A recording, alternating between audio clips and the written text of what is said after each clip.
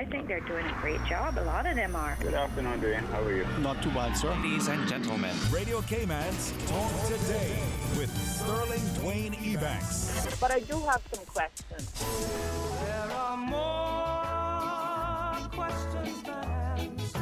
Radio Cayman's Talk Today. If you're ready to talk, we're willing to listen. Well, I really enjoy this program today. Cayman Islands' foremost listeners participation program. May God bless every person.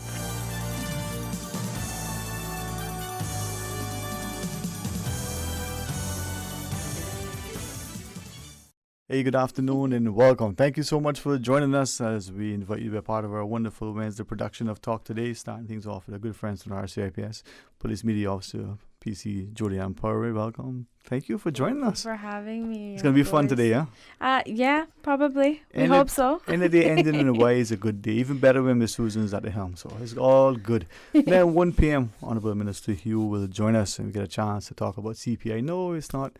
Yes, it is. It's he's coming in at 1. All right. So it's going to be a great day. Stay tuned for Talk Today. Radio Cayman's Talk Today, the Cayman Islands' foremost listeners participation program. We ask our listeners to avoid statements or comments which are abusive, derogatory, malicious, or defamatory. Do not use any indecent language or make any statement which is false or misleading. Email talktoday@candw.ky or call 1-800-534-8255. Courtesy of Flow. Cayman's #1 network that connects you to your world like never before. Let your voice be heard. Once again, here's your host, Sterling Dwayne Ebanks.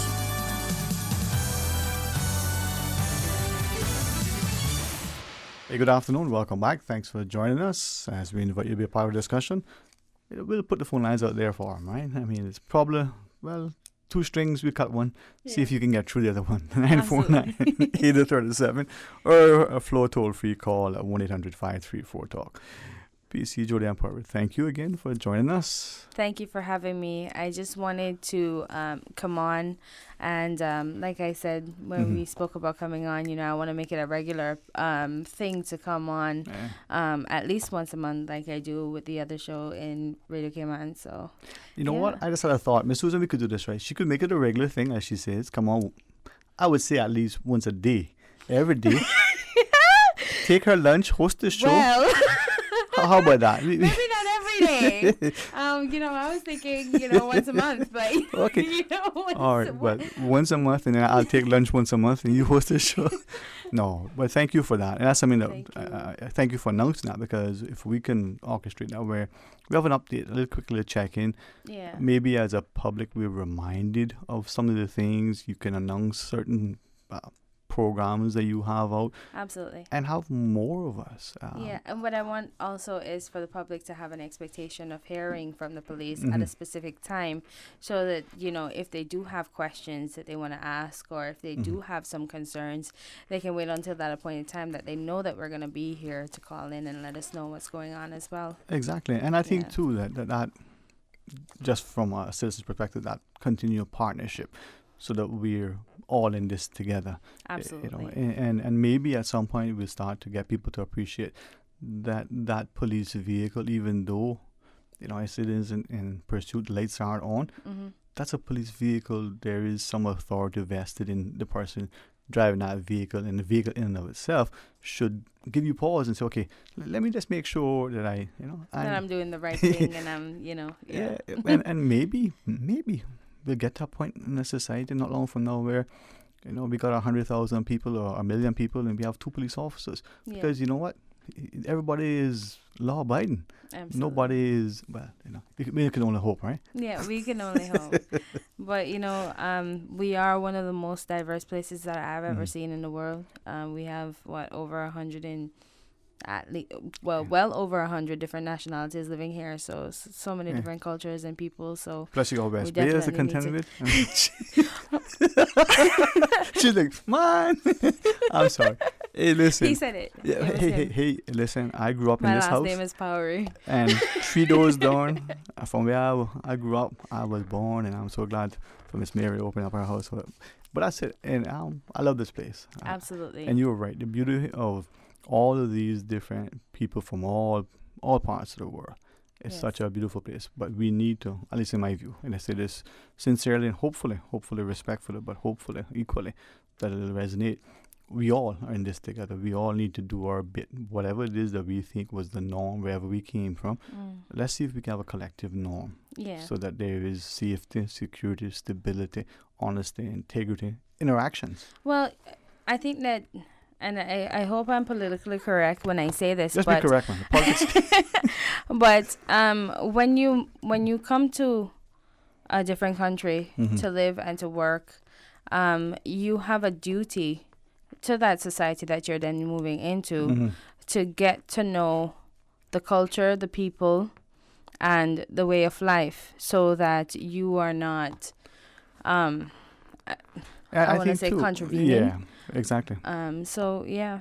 But it that's- goes both ways too, and I say this again carefully, not just only from us who are on this side of the equation. So the citizen who's working just ordinarily in a job, irrespective of what that job is, but also the person who's in a uniform, who is in a position of authority. Absolutely. Whether that's a police officer from another jurisdiction originally, whether that is a teacher, whether that is whatever that person is who is in some position of authority, need to recognize, okay, well, things are a little bit different here. Not lower standards, but a little bit different, right? Absolutely. And until we get to that sense that, okay, we're on the same page, somewhat you give us a little bit of authority, boy, and your job is just hold a water bottle. Yeah, I'm the water bottle holder. That goes to their head, right?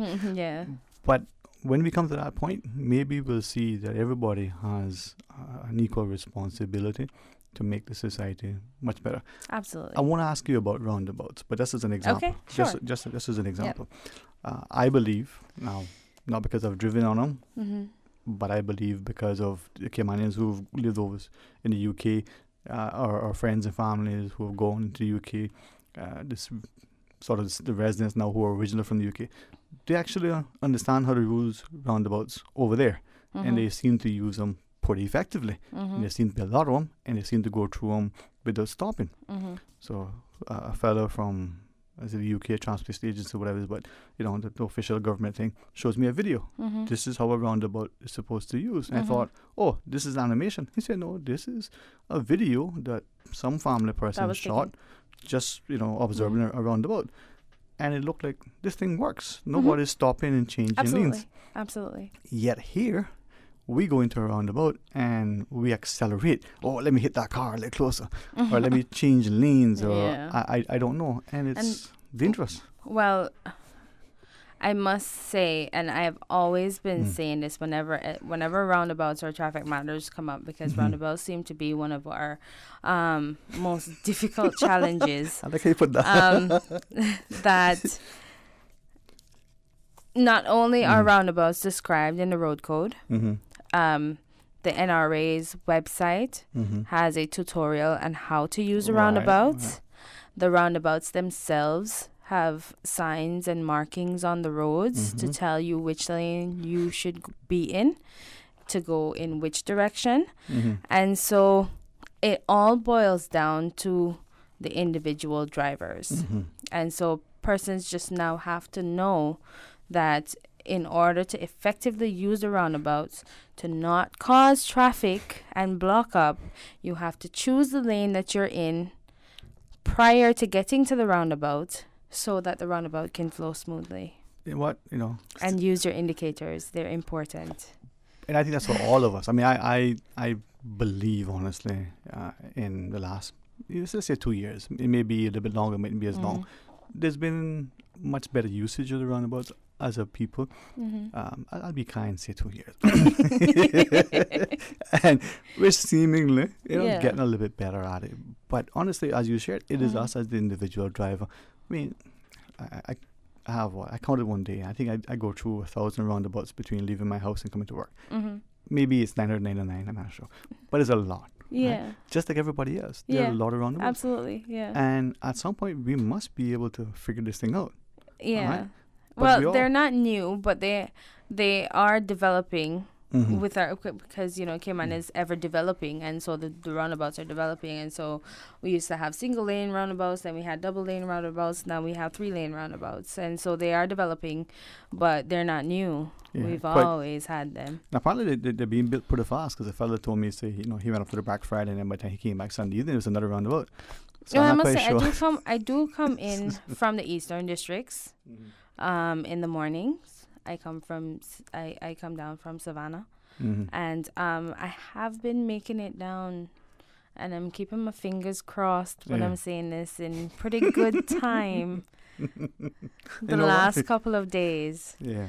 But then in September, the first week was also pretty good, and then the second week it was not so good, and then the third week it was even worse. So, well, this is why I believe that from the traffic sort of safety management campaigns to they just reminder, we all want to get somewhere. The question is, do we want to get there safely, right?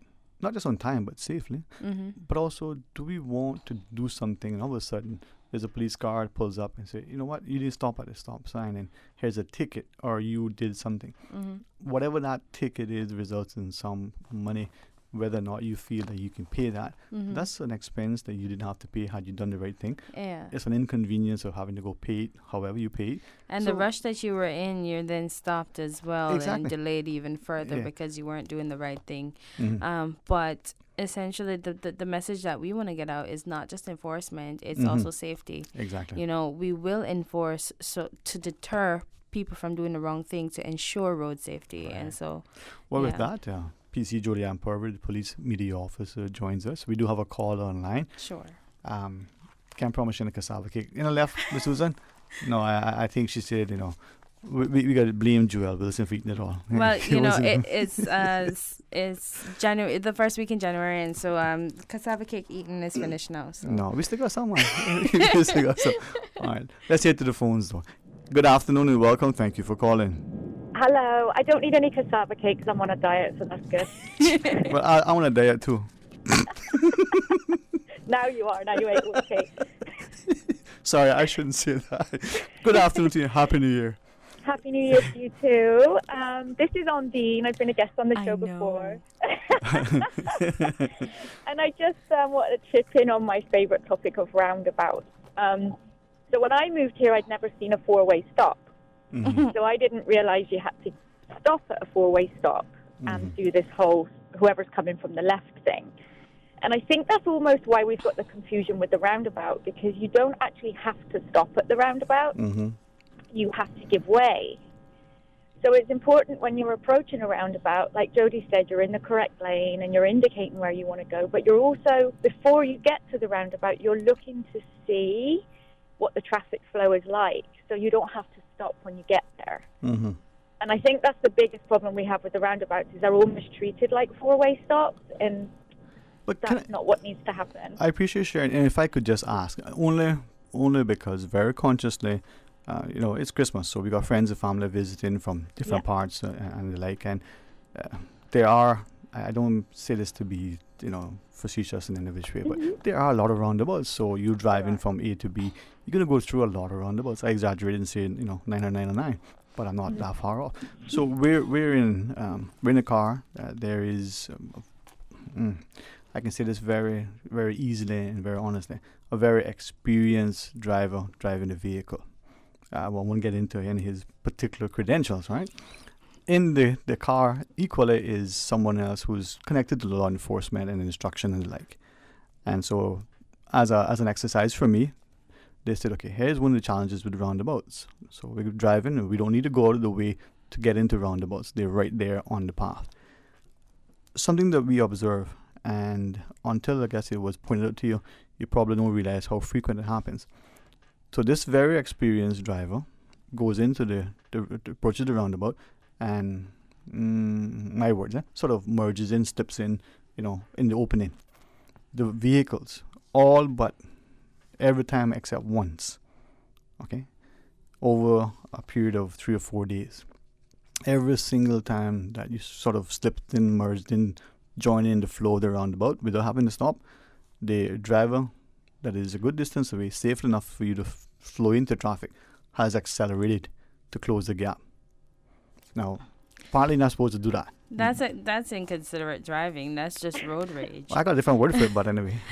Well, and again, that's interesting because depending on where you learn to drive, we've got lots and lots and lots of light poles in the Cayman Islands, right? And so you always try and put a marker between you and the car in front, which is it should be 2 seconds before, when that car crosses a light pole, it should be 2 seconds before you do.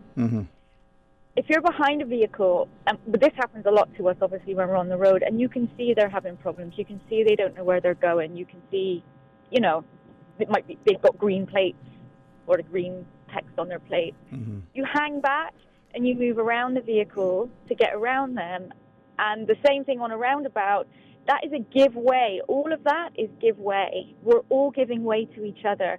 So if someone should nip in front and maybe you don't like that, you don't speed up. You continue your speed because that is a traffic flow system. Right. It's not designed to stop people. It's designed to keep everyone moving.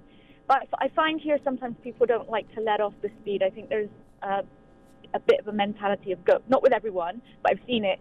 Stop, go, and there's no in between.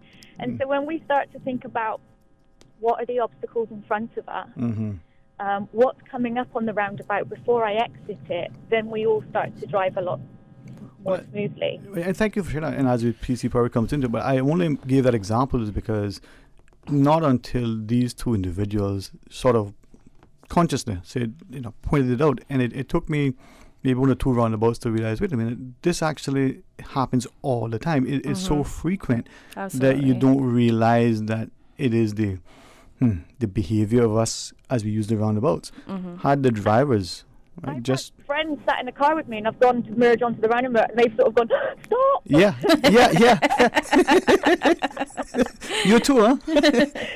So I think it's just the confusion between the four-way stop, where you do have to stop, which I didn't appreciate when I moved here, and the roundabout, where if you look at every roundabout, it will say give way and it will have that little triangle sign. So that means you don't have to stop. Now, with a four-way stop, I learned you have to stop. Well, there's one thing else I want to ask you, and I'll ask PC Power perhaps as well. The idea of four-way stops. Now, four-way, there's 4, approaches and 4 vehicles, but the one at the by the hospital, I guess the first one, the one by the four-way in West Bay, I've seen people making 6 and 50,000 exit points from there at times. I don't. Is that now okay? Because I'm not an expert on four-way stops. I'll have to hand that back to Jody. Ooh, good save. But while Undine is on the line, Dwayne, I just wanted to mention, because the reason I came was because I wanted to discuss our holiday activities. Undine was a part of the Arrive Alive 345 campaign.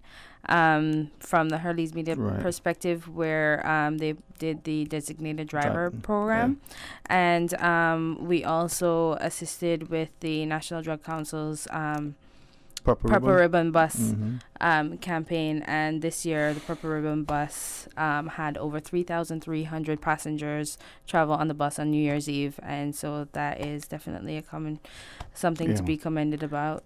And that was a raise from 1,500 the year before. We had over 3,300 this year. So thank you very much to your show and to Radio Cayman for helping support that too. And thank you to everyone that decided to drink responsibly this year and not drink and drive. So that was a good success for us there. And it shows that people care about our roads in Cayman. Exactly. And I think too it shows, and thanks to you too, because through your platform, we were able to get the message out to maybe more and more people became aware of it and recognize it.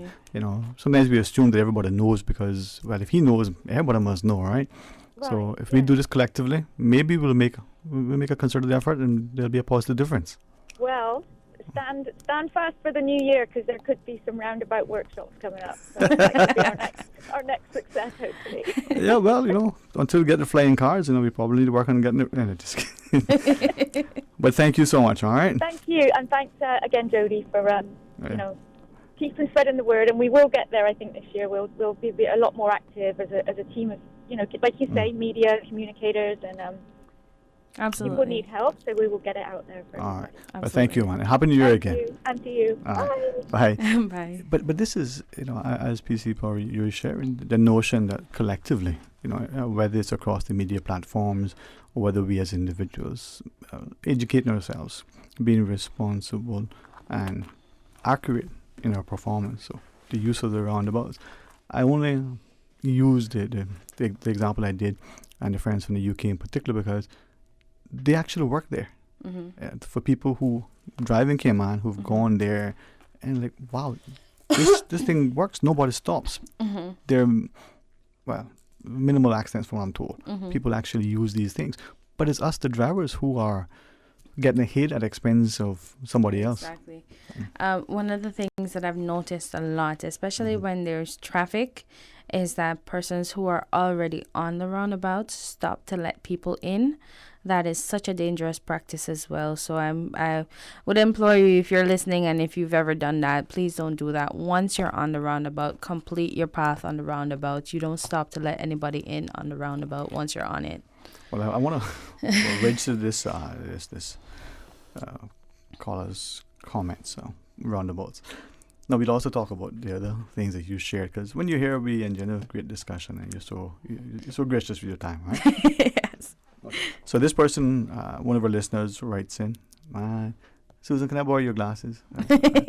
Maybe PC Power, you can increase the size of the font. Let me hold it further away. I'm just kidding. I got it. She's like, you see how she's bringing me glasses? No. Yeah. Says, so this listener writes to share. So I would like to register my disdain for the inefficiency and added consumer costs associated with the growing number of roundabouts. Solar powered traffic lights are less costly to the environment by way of reduced land needed for traffic management, as well as the added wear and tear on vehicle tires. With a growing population, we cannot sustain the proliferation of roundabouts, and I anticipate more road rage because of roundabouts. Now, I think Dr. Nelson probably got a script for that, but anyway. I would like to say, who did you say your next guest is? Because I think that segment wasn't for me at all. No. Well, I tell you what, we'll read that one and we'll get But no, it's honestly. But it comes back to, I think that we need to understand the significance, as you shared, about us being, as road users, being sensible, if I can say it that way. Sensible, being considerate, and courteous. Courteous drivers definitely is something that we encourage, because if you are a courteous driver, it eliminates so many different problems on the road. I won't again, with the great respect, and I'm not lobbying this to you for you, but with the opportunity to share with you, maybe ask us who are listening. Now, I do recognize, honestly, that people have it hard financially for different reasons, right? And that could be part of the thing. So, but before I sort of broach that subject with you, we do have another call online. Sure. Maybe this one is chocolate cake. Let's see what happens. Good afternoon and welcome. You're on Talk Today. Good afternoon, Dwayne. Good afternoon. No, I got it wrong. Probably bringing mangoes, or as we say in West Bay, mangoes. How are you, my friend? Okay, man. All right, listen. Thanks for laughing with us, but thanks as always for your invaluable contribution. So share with us, man. Okay, who's your guest? This is Jodianne Powery. I'm from the RCIPS. Okay, good afternoon to you. So, good afternoon. Concerning traffic, I think, especially for tourists, we need to start putting up signs. I would say at least, if we can, at least every 2 miles, reminding them to drive on the left.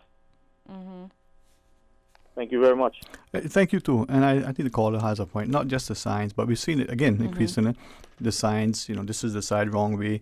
Maybe the road markings with arrows. We have that. So increasingly we're getting. But again, for the minister, come up next. Maybe that's. Yeah, absolutely. And I wanted to say, as well, now that the caller has said that, I don't know if you remember Kabul that happened. That not happening again? All right. Yeah, that's good. When we we had to make some road changes heading into West Bay, and those were marked with signs all the way down to I think the Strand. So the marking started at the Strand before the Island Heritage Roundabout, and went all the way up until you got to the Caboo site. And I think that color probably has a point, because I think that the markings definitely helped with the and the signs, the instructions on the road definitely helped with alleviating traffic, because there was no traffic. Very, very minimal traffic during Caboo on West Bay Road. I just looked at and we are, again, an excellent company of Police Media Officer PC Julian Powery. Just looked at a comment from one of our listeners, and I'm not going to read everything because I think it's just quick looking at it. Some of it is probably better for the next guest or for just a general I'm so comment. Happy with the next guest. I don't know if he's going to be happy with me, but... No, hey, we're sharing a responsibility. Yes. Why did she go and dig up these things before I came on here? I can hear it now. Timing, perfect. But you'll be forgiven, I mean. Yeah, I hope so. No, man. But all honesty, I think it comes back to us as a people willing to show the responsibility and recognizing that it isn't to vest more power in authority, whether it's a uniform, branch of government or a politician, even a parent. As a child, at some point, a minor child, you kind of need to pick up after yourself sometime too, right? So we need to be willing to exercise some level. Definitely have to do. Yeah. So a couple of comments from one of our listeners, and I'll just share with two of them. One had to do with the issue of like road closures and the like, and commenting on the gardening that's done is that the median, the nice beautiful landscape center points down our roads. They look good, but there are times when, fair enough, the safety of the workers are important, but they seem to be closed when as they want. Is that something that falls within the police, or how does that work? Do they get approval for that? They can just do it when they want? Is that something I can ask? If not, you can answer us later, and I can venture out. We do put out road closures, and now that you've mentioned it, let me mention as well that we have an RCIPS app that all our notifications come out on road closures, on traffic collisions that may affect road activities, and all our other major press releases that come out. We have a RCIPS app. Okay. You can download it on both the Apple and the Google Orange. Play. Okay. And you'll get that notification once that is approved. Road closures are applied for through the Commissioner of Police. Right. They're looked at very carefully to make sure that they're not going to cause any but that's road problems. Closures, but right? Those are road closures. Yeah. As it relates to road works, each government department is responsible for their own road works and responsible for notifying the public about their road works. I just reread that section of it, and the comment is, the garden landscape companies don't understand what I mean. They mention one I recognize because I drive that road someday, and they're going to be cleaning out the garden in the center of the road, and they put the cones out. We've seen it all the time. Gardening and construction are within the law when they create barriers if their work is going to affect. So they can do it when they want, when they're in there. Yes. Okay. As long as they clearly mark. Yeah. And they're within their reams to seek assistance from the traffic departments as well whenever they need. And the reason why I reread that, because I've seen, and I'm not going to belabor it, but maybe again back to us. All of us, the driver as well as the person who's doing the work.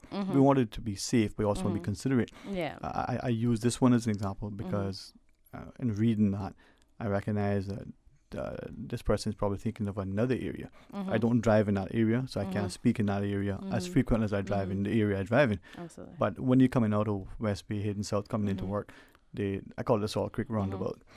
When you hit there, sometimes the cones are so further north that by the time you get into the roundabout, you almost run over the cones if you're not care, so you don't have sufficient notice. And the new hotel there on What I would say is that if somebody sees something on the roadway, whether it be that workers have coned off or if there is anything that impacts the traffic at all, it doesn't hurt to be sure. So do call the police and let them know that that's happening, and let them come out there and have a look at it and see if it is in fact a danger to the public. If it means that we have to put out some of our additional cones, if that company doesn't have enough cones, it's not a great hardship to ensure that their safety. Well, I was going to also say that us as the drivers, the road users, as much frustration and aggravation or whatever it is that we may feel, be a little considerate, because that person that's working there, even if they're in the medium, make sure that they're safe. Don't put them in peril. Yeah, absolutely. But again, back to what you were sharing earlier, overall, all of us, be considerate. So if you're working in the road, do you need to block everything? Do you need to block it at 8 o'clock in the morning? I don't know. PC Power, we do have a break to take a bit to make sure. You did, intend to mention about the success of the campaign, so we can talk about that as well. Okay. See how great she is? All right.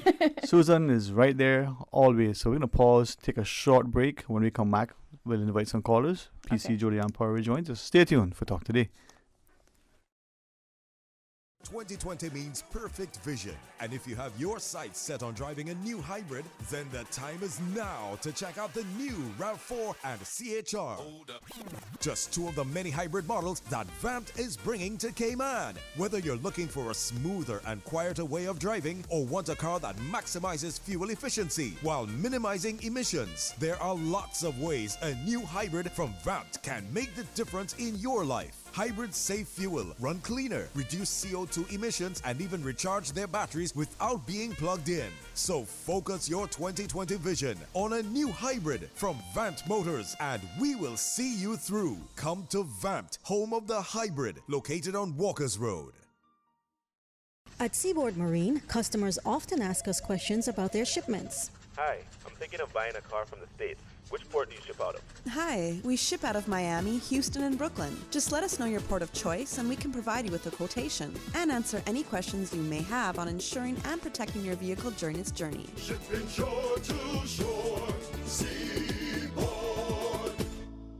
Can you imagine where Cayman runs off renewable energy? We can. Learn how you can join government and be an energy advocate. Visit the Ministry of Commerce, Planning and Infrastructure's Facebook page to learn more. Talk today. But I do have some questions. Talk today. Cayman Islands' foremost listeners participation program. Talk today. Because there are more questions than answers. What the public is saying. Waiting to take your calls right now. Sterling Dwayne Ebanks.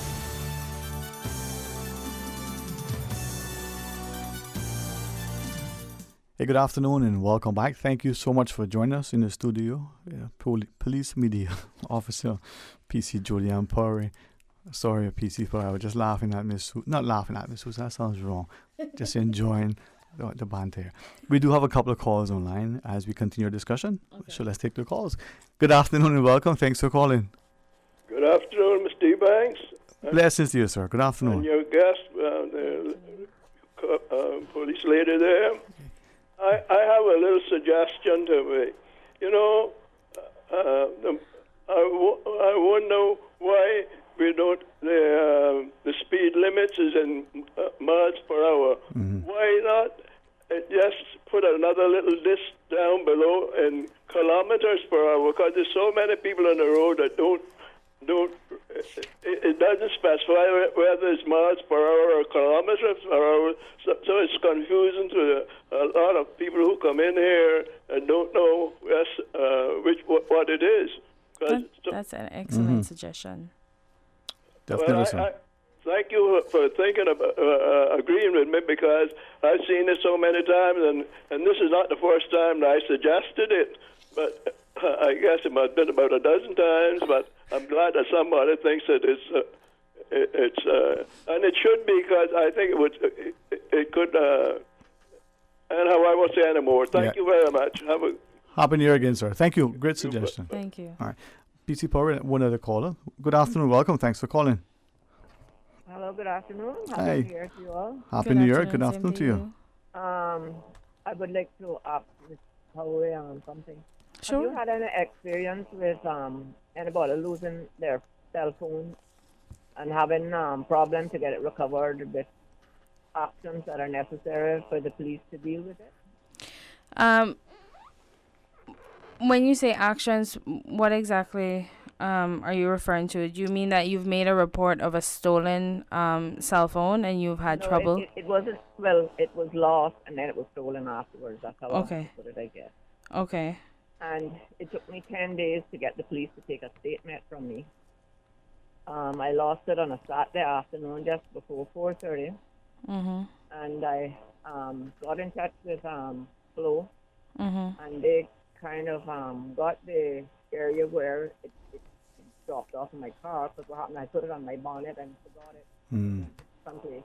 And when I got home, I didn't have it with me. We're losing you a bit, Mom. Yeah, hello? Sorry, Mom. So after I couldn't find it, then I kept calling. Yeah.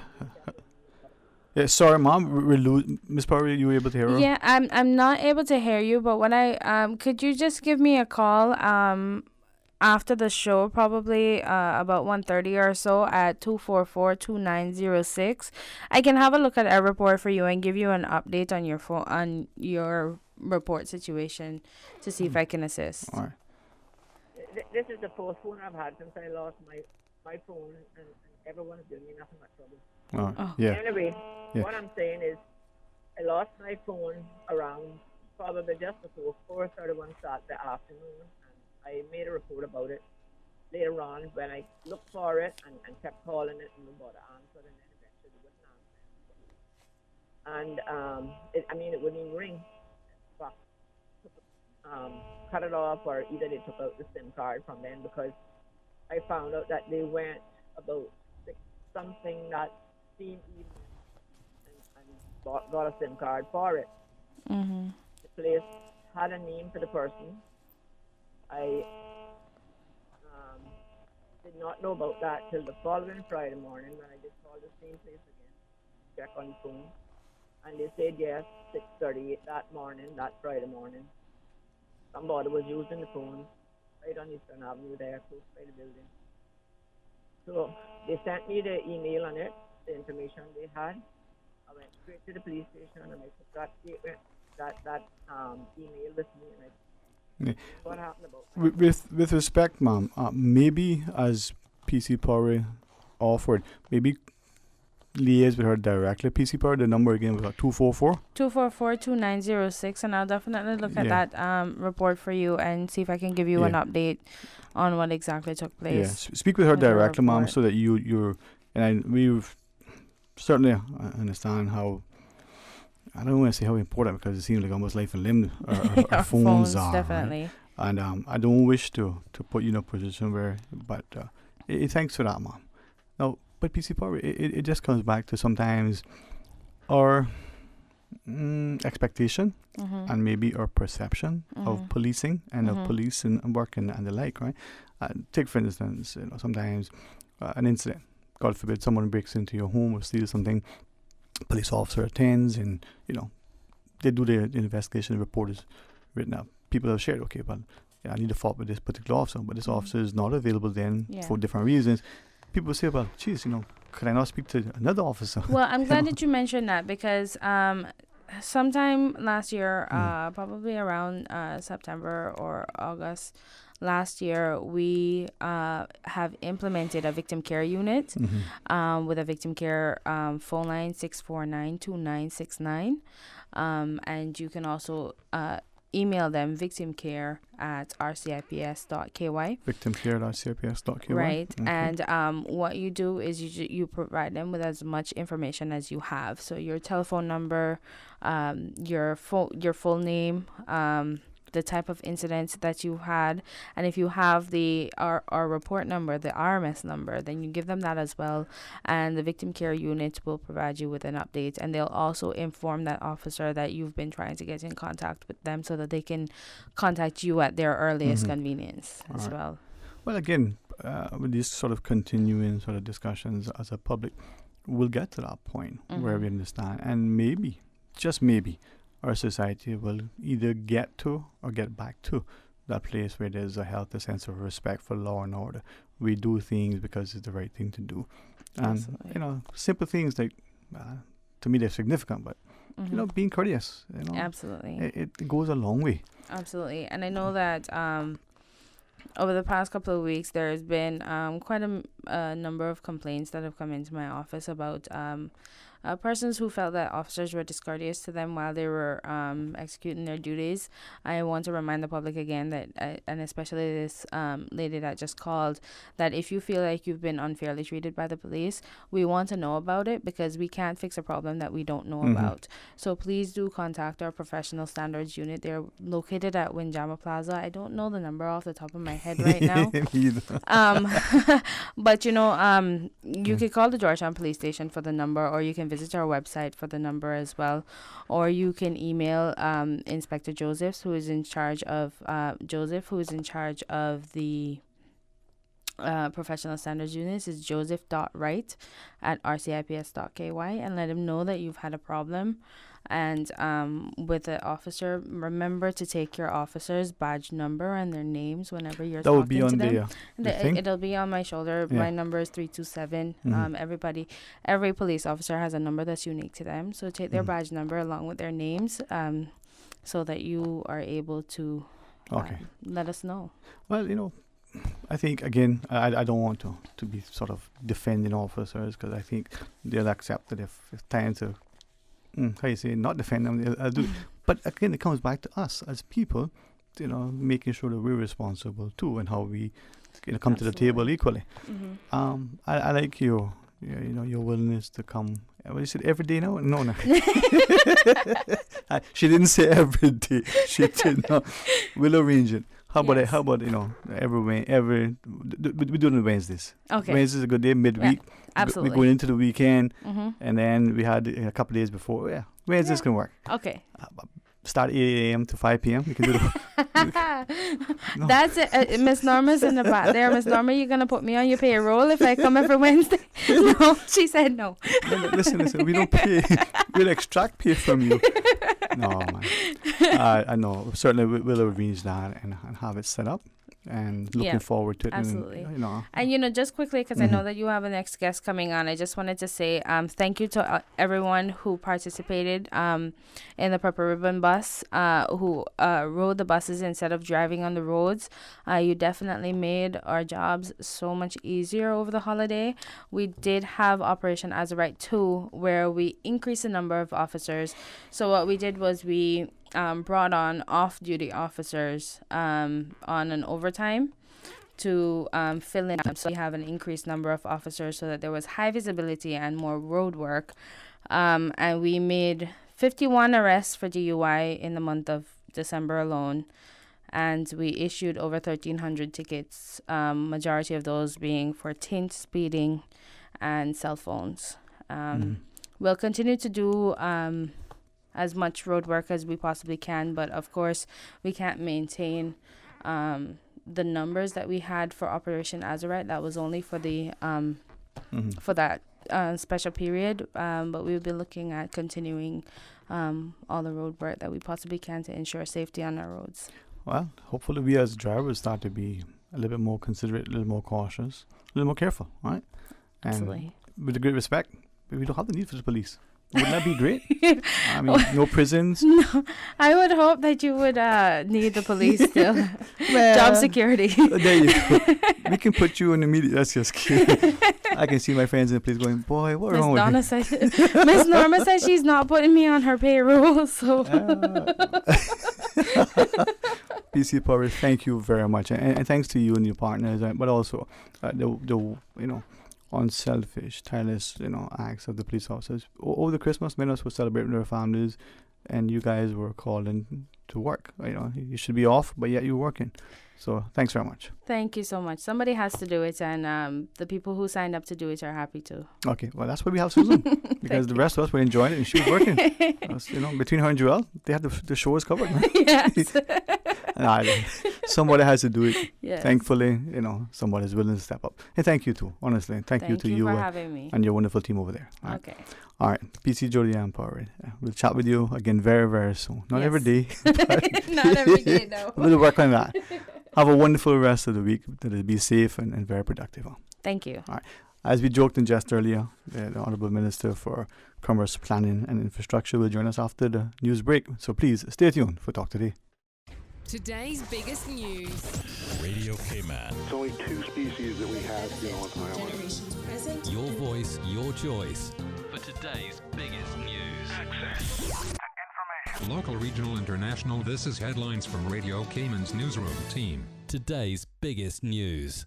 This year's annual Heroes Day ceremony in Grand Cayman will be held on Monday, January 27th. The National Heroes Day celebration is an annual patriotic event that serves to recognize outstanding citizens for service to the country. It's the largest official event hosted by the Cayman Islands government, and in preparation, the Protocol Office has issued 2 requests for proposals for special event services and food vendor services. Interested businesses who would like to submit a proposal for consideration may collect the RFP package from the Government Administration Building reception or email requests to nationalevents@gov.ky by Friday, January 17th.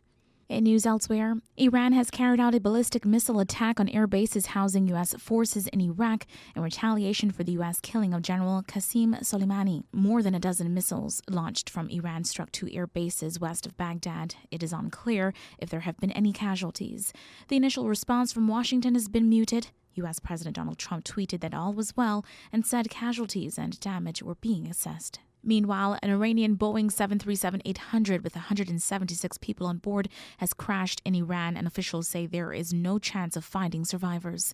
Ukraine International Airlines flight PS-752 to Kyiv went down just minutes after taking off from Tehran's airport. The majority of passengers were from Iran and Canada.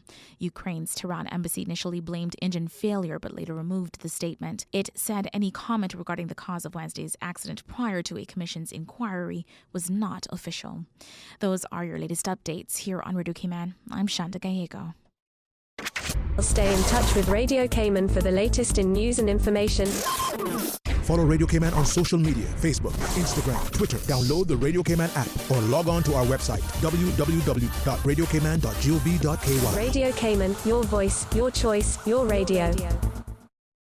Get fit for 2020 with up to 45% off gym memberships from King Sports Center's Powerhouse Gym. Let's go, let's go, let's go, let's go. Save on individual 1-year gym memberships for $375 and 2-for-1 membership specials at $650. That's a 1-year membership for 1 person for $375. Or save even more with a 2-for-1 membership at $650. Jumpstart your health and fitness goals today. Offer valid at King Sports Center Powerhouse Gym now through January 15th.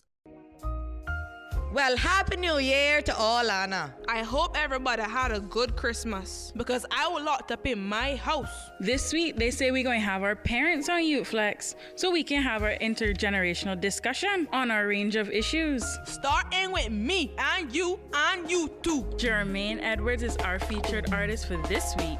Lord, I will always keep you in my heart, 'cause nothing and no one can take you away from me. The word of the week is equanimity. EQUANIMITY. It's a noun that refers to the state of being calm and in control of your emotions, especially in a difficult situation. You can join us this Wednesday from 4 to 5 p.m. right here on Radio Cayman 89.9 FM. You can also check us out on YouTube Live. And for Youth Flex, a program for all people, by your people. Youth Flex, more than talk. Cannot find the right words to express. Talk today. But I do have some questions. Talk today. Cayman Islands' foremost listeners participation program. Talk today. Because there are more questions than answers. What the public is saying. Waiting to take your calls right now. Sterling Dwayne Ebanks.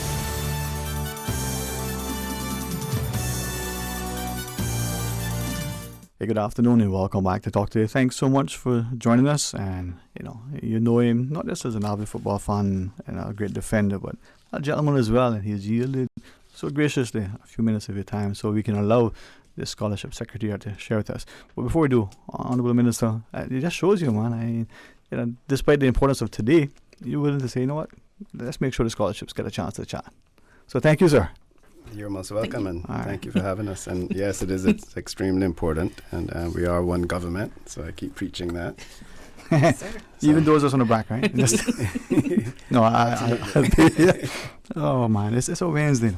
But Dr. Shari Smith, thank you very much for coming, and just hopefully it didn't add to the confusion. But yesterday, excuse me, in passing, we shared with the listeners, hey, this is January, the 31st of January is the deadline for overseas scholarships.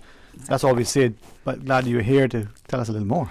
Well, thank you to Honorable Minister for allowing me to squeeze a couple minutes into his time.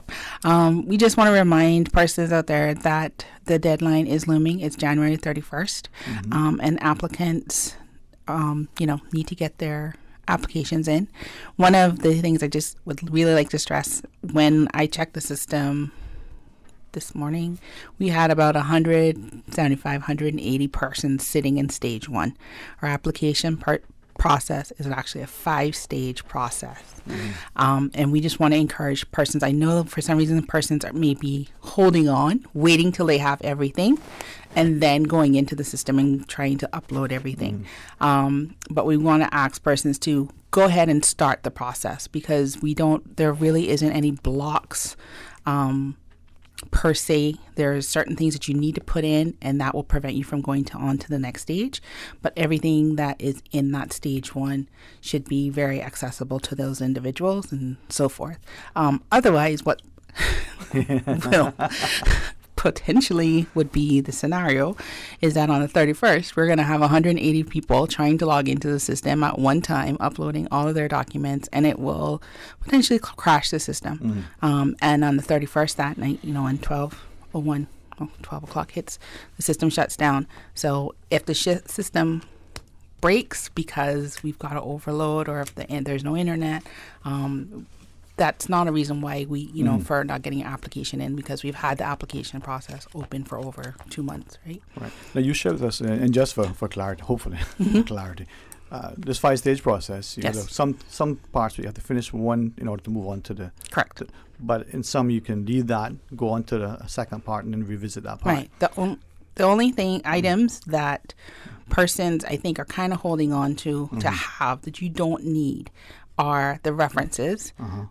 You can move on to the following stage without your academic or personal references, because most times those people will email them directly to us. The medical is not required at this point in time. So they don't need to wait for those 2 things. And I think one of the other things I've gotten questions on is the right to be Cayman in paper. Yeah. And what we have shared with persons is that if you don't have the actual paper, obviously you're submitting the certificates and proof, and we just need a document saying that you have submitted it to immigration. So, when you submit your application, if you have it stamped or they give you a receipt or something, just upload that. So at least we know it's in the process, right? So everybody has to do that. Everybody. Let's not get on that. I mean, even though we have the Honorable Minister, that is, you know what? Yeah, I'll go on another time. We're moving forward. We're going to resolve that. So we'll have EIDs later on this year through the e-government department, which falls under my ministry. So once we've implemented the EIDs, then we can have the issue we have now is that we have some of our information is at immigration, and then the other half of our information, like birth and marriage and that stuff, is at registrar. And we'll be bringing all of that information together. So when persons are issued an EID number, an individual ID number, electronic ID number, then that electronic ID number has access to all of that information in one spot. Yes. So we'll get there. So the 31st, very important date. Very important date. 31st is no scholarship day, Brexit day, and my birthday. So 3 very important things. Very, very important. all potential kilometers. Sorry. One of the best ways to get rid of you. No, but I really appreciate you sharing that, Dr. Smith, because at the end of the day, if we, as the applicant, the potential student, we're excited about all these things. Now, there was other question that we could ask. Hopefully, again, will not add to the confusion. There's some people who would upload something and they say, oh, I want to change that. Can they then remove that? Yes. Maybe they want to amend the personal statement, add a word.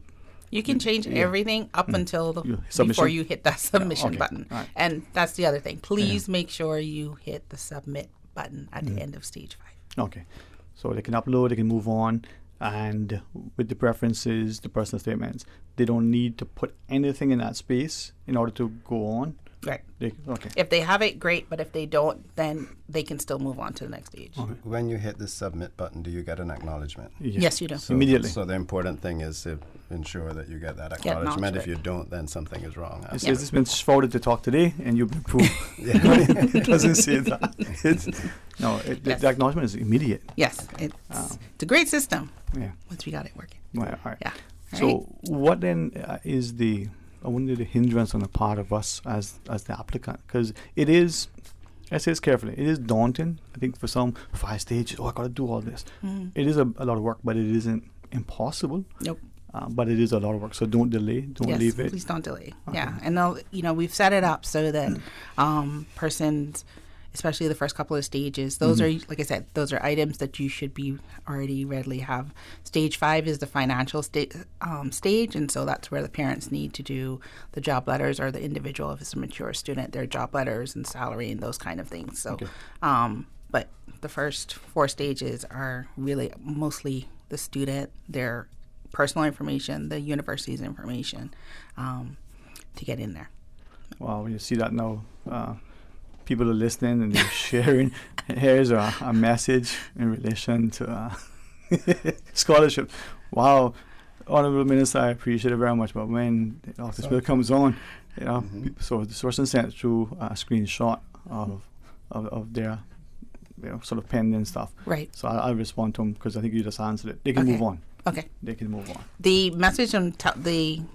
message for moving that you are able to move on is right at the top of the page. So, they're entering stuff and they get down to the back of the page, bottom of the page. They just need to scroll back up and it will tell you, you can now move on to stage 4.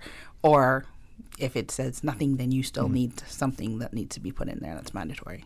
And if all else fails, call us at the scholarship office.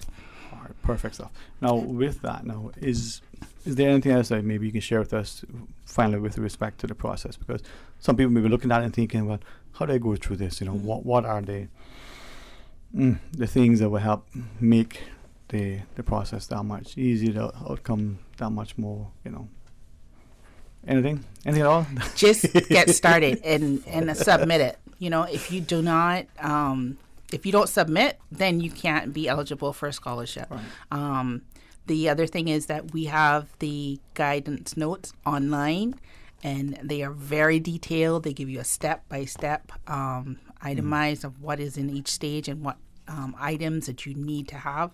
So please, please, please, I think, take opportunity to actually read the guideline notes because they will help you immensely if you're... All right. In stage 5, the person sent us to ask the question, as a parent or as, I guess as a mature applicant, right? Is a bank statement, a bank reference, financial statements, anything that are required, or just the job letters and the other stuff? Nope. If they've read the guidance notes, if they're not in stage 5 yet, they will see that the only thing that we need is your job letter, which verifies your salary amount, and then you have to do a means testing information spreadsheet that gives you information to put into the application. We don't actually get the spreadsheet, so no bank statements or anything like that is required. Okay. Well, certainly. Anything else, and as needed, whether in studio or a phone call away, let us know. So the 31st, get 1st of January. All right. Thank you. Dr. Smith, thank you very much. Thank you very much, too. All right. Thank you, Scholarship Secretary.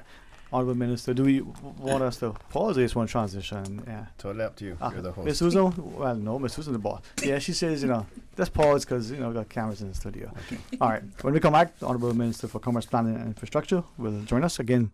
So gracious with allowing the Scholarship Secretary for a few minutes to sort of remind us that the deadline for overseas scholarship submission ends this month, the 31st. Stay tuned for Talk Today. From happy beginnings to happy ever after. Brit K protects your lifestyle with the best insurance cover at the best possible price. Health insurance with far-reaching benefits. 95% of claims settled in 5 days. Low-cost life insurance. And investments. Security in retirement. With a custodian pension plan. For happy beginnings and a happy ever after. Visit BritK.ky or call 949-8699. Brit K, where people come first. Country classics. Well, I was born to coal miner's daughter. On the road again.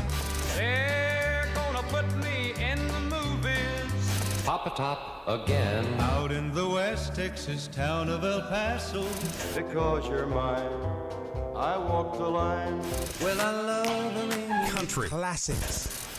Young love, first love. You never count your money when you're sitting at the table.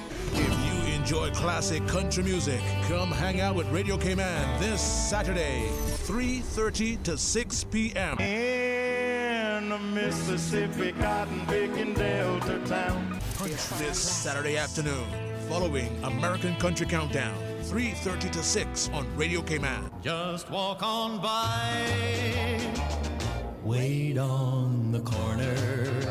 Country classics. Radio Cayman, maintaining the innovation. On a daily basis, making it easy to connect with you, our listeners. Add us to WhatsApp today, 925-3261. That's 925-3261. Radio Cayman. Send a text or voice note. Can I send a request, please? You don't really have to ask us. Just send a request. This is a shout out to my ex. Radio Cayman, the voice of the Cayman Islands. Radio Cayman, maintaining the innovation. Talk today. But I do have some questions. Talk today. Cayman Islands' foremost listeners participation program. Talk today. Because there are more questions than answers. What the public is saying. Waiting to take your calls right now. Sterling Dwayne Ebanks.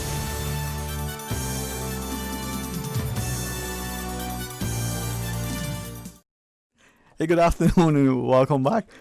Thank you so much for joining us. And as we have the wonderful company, Honorable Minister for Commerce, Planning and Infrastructure, Mr. Hugh, I'm just thinking, with great respect, so, I apologize. A friend just messaged me, so remember the game is on at 2. I'm thinking, yes. Yeah, we have to hurry. We gotta hurry. So I'm just thinking, he shouldn't have told me that. Now I'm gonna be thinking, my show ends at 2:30. All right, so I won't keep you. Maybe you'll get to go and you can message me and tell me what's happening. I'll do that. All right. Hey, but good afternoon again and Happy New Year to you as well. So. Yeah, let me take the opportunity to wish yourself and the team here at Radio Cayman a Happy New Year, and also to wish the listening public, if I have not seen you personally, a Happy New Year. And I trust everyone had a relaxing and enjoyable holiday season. I know there was quite a bit of sadness. And so my condolences and thoughts remain with those folks who had to experience that over the holiday season. But here we are, new year, 2020, a new year ahead of us. And we have so much to be grateful for over the last year. Again, another hurricane season without incident. And no real major incidents per se as a country. And so we are extremely blessed, especially as we are all glued to the news these days, looking at the tensions around the world and so much sadness that it reminds me each day to be thankful for what we have. And the things that we find, our issues that we have, that we all, we're not a perfect country, not a perfect government, we're not a perfect people, but I'm happy with the problems we have. When I read our news and I read international news, I can work with the problems we have. And that's the thing, it sort of sometimes takes us to hear it again, but respectfully sometimes to hear it from people from outside. So it's been Christmas, friends and family who haven't visited for a long time have come, share time with us. Some have come for the first time. And when you hear them say, but, your problems are manageable, you don't really have any major problems. You can actually find solutions to the things. And some of us hear that don't really appreciate it. We can put all our people in a football stadium and still have space for more. Right. So it is manageable if we do it together. And some of our problems, issues, and we can talk about those later on, stem from growth, and that's that's better than the opposite, where we have a declining economy, and we're struggling to handle these problems, issues we have, but we don't have the revenue to do so, with a declining economy or a country that's not growing. So some of our issues are direct results of our growth. Some are just parochial issues that thankfully the government has the wherewithal, the budget to be able to deal with them as we continue to increase our budget for education for our elderly and indigent, our seafarers and veterans. We continue to grow those budgets, and so we do have a lot to be thankful for. We really do. I had a breakfast meeting yesterday morning with a group and out of Asia, and they'd been touring the Caribbean, looking at different Caribbean islands to set up a office. And I received an email from one of them this afternoon, before coming here, just being extremely complimentary about Cayman, in particular when after touring the rest of the Caribbean, and saying how pleasantly surprised they were. And she said that a few times, that they were so surprised at how friendly the people were here, the infrastructure that we have in place, and how well the country is doing. So it was just a reminder. Perhaps that's why I brought it up, because it was a reminder again of And it's so easy to take that much for granted, Certainly. And thanks for sharing that, because it's, as you just said at the outset, just the gesture, not it shouldn't go unnoticed. Allow Dr. Shari, Scottish Secretary, a few minutes to come in and share with us. We're one government, one country, one people. Yeah, 3 islands separated by a body of water, but you know what? My cousins are on the back just as well as they are in East End. Absolutely. So. And we have to remember that in government in particular. And one of you've heard me say it a million times on the show, one of my favorite terms is breaking down silos.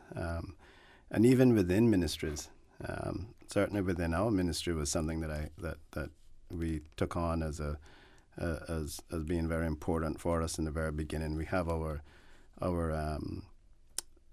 biannual retreats where we ensure that each one of our ministries, each one of the subjects within our ministries are talking to each other, or working along with each other. And it was over. I saw it on in the press. I think my office may have sent it out.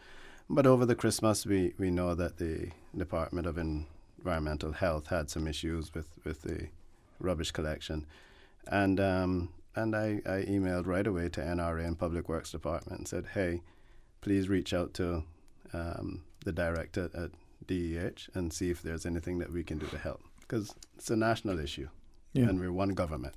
If it means I have to move money around to pay overtime or whatever, that's irrelevant. Let us deal with that after. But there's an issue facing the country that's affecting every person in the country. So whatever resources we have within government, within whatever ministry, we should use those. Well, I think it comes down to us as well, as a people, recognizing that there are things we can and should be doing. The government takes the perspective to say, hey, we're integrated, great.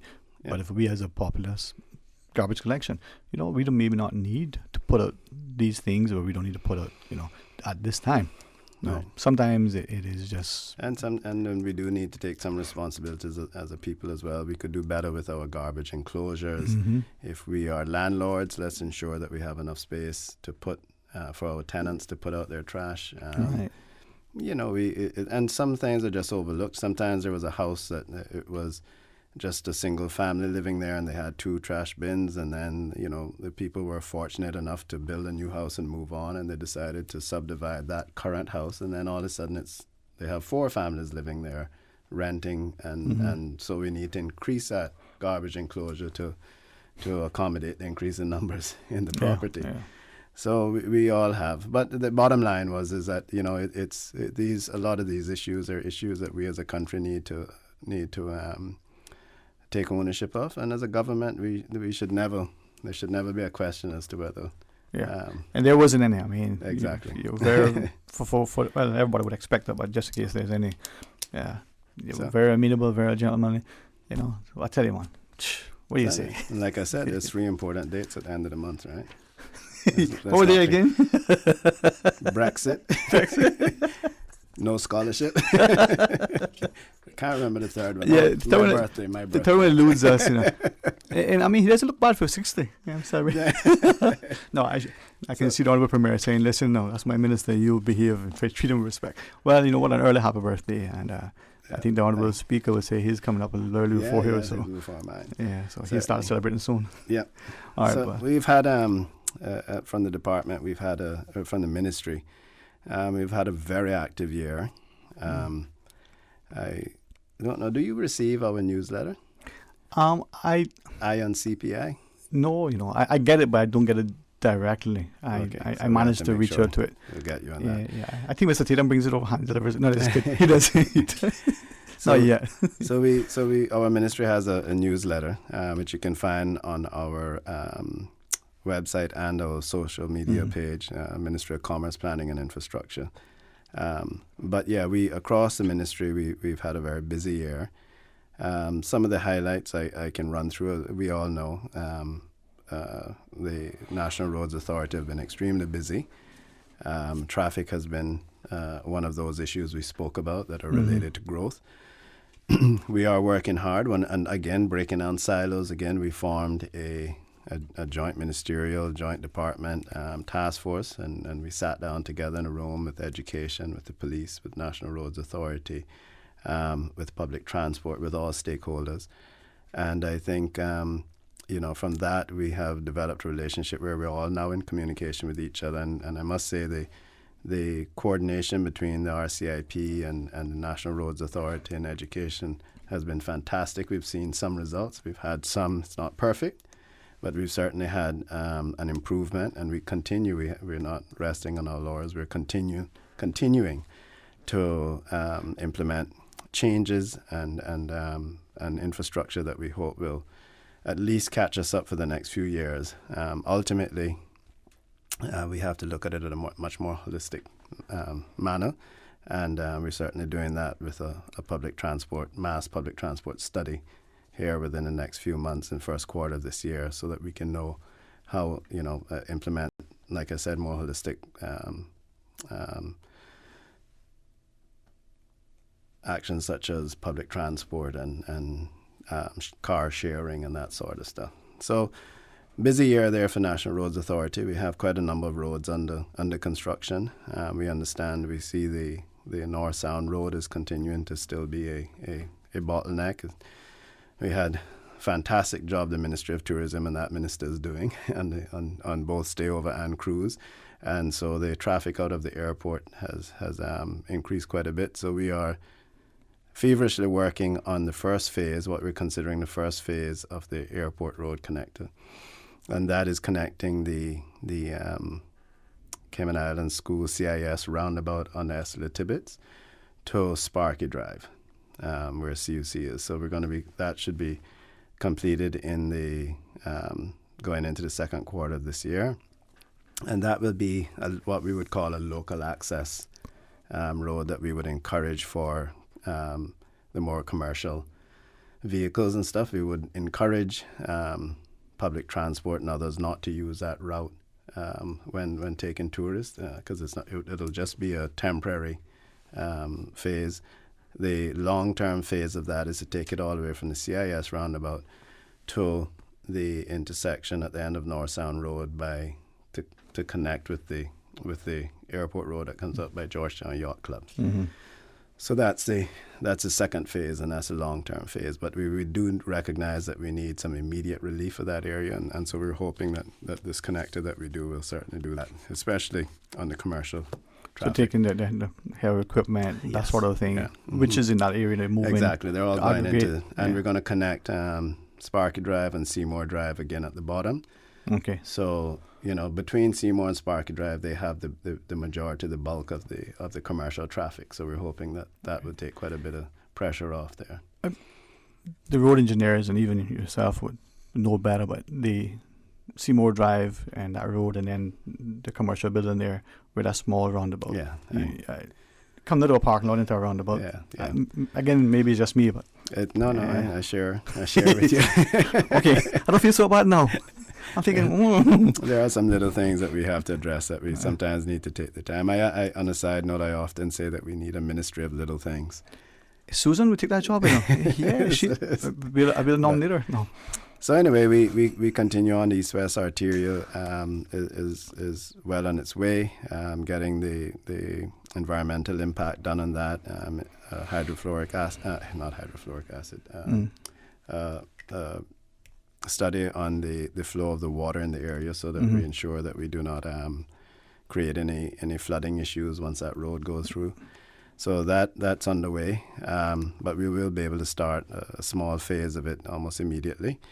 And then we have the Godfrey Nixon extension.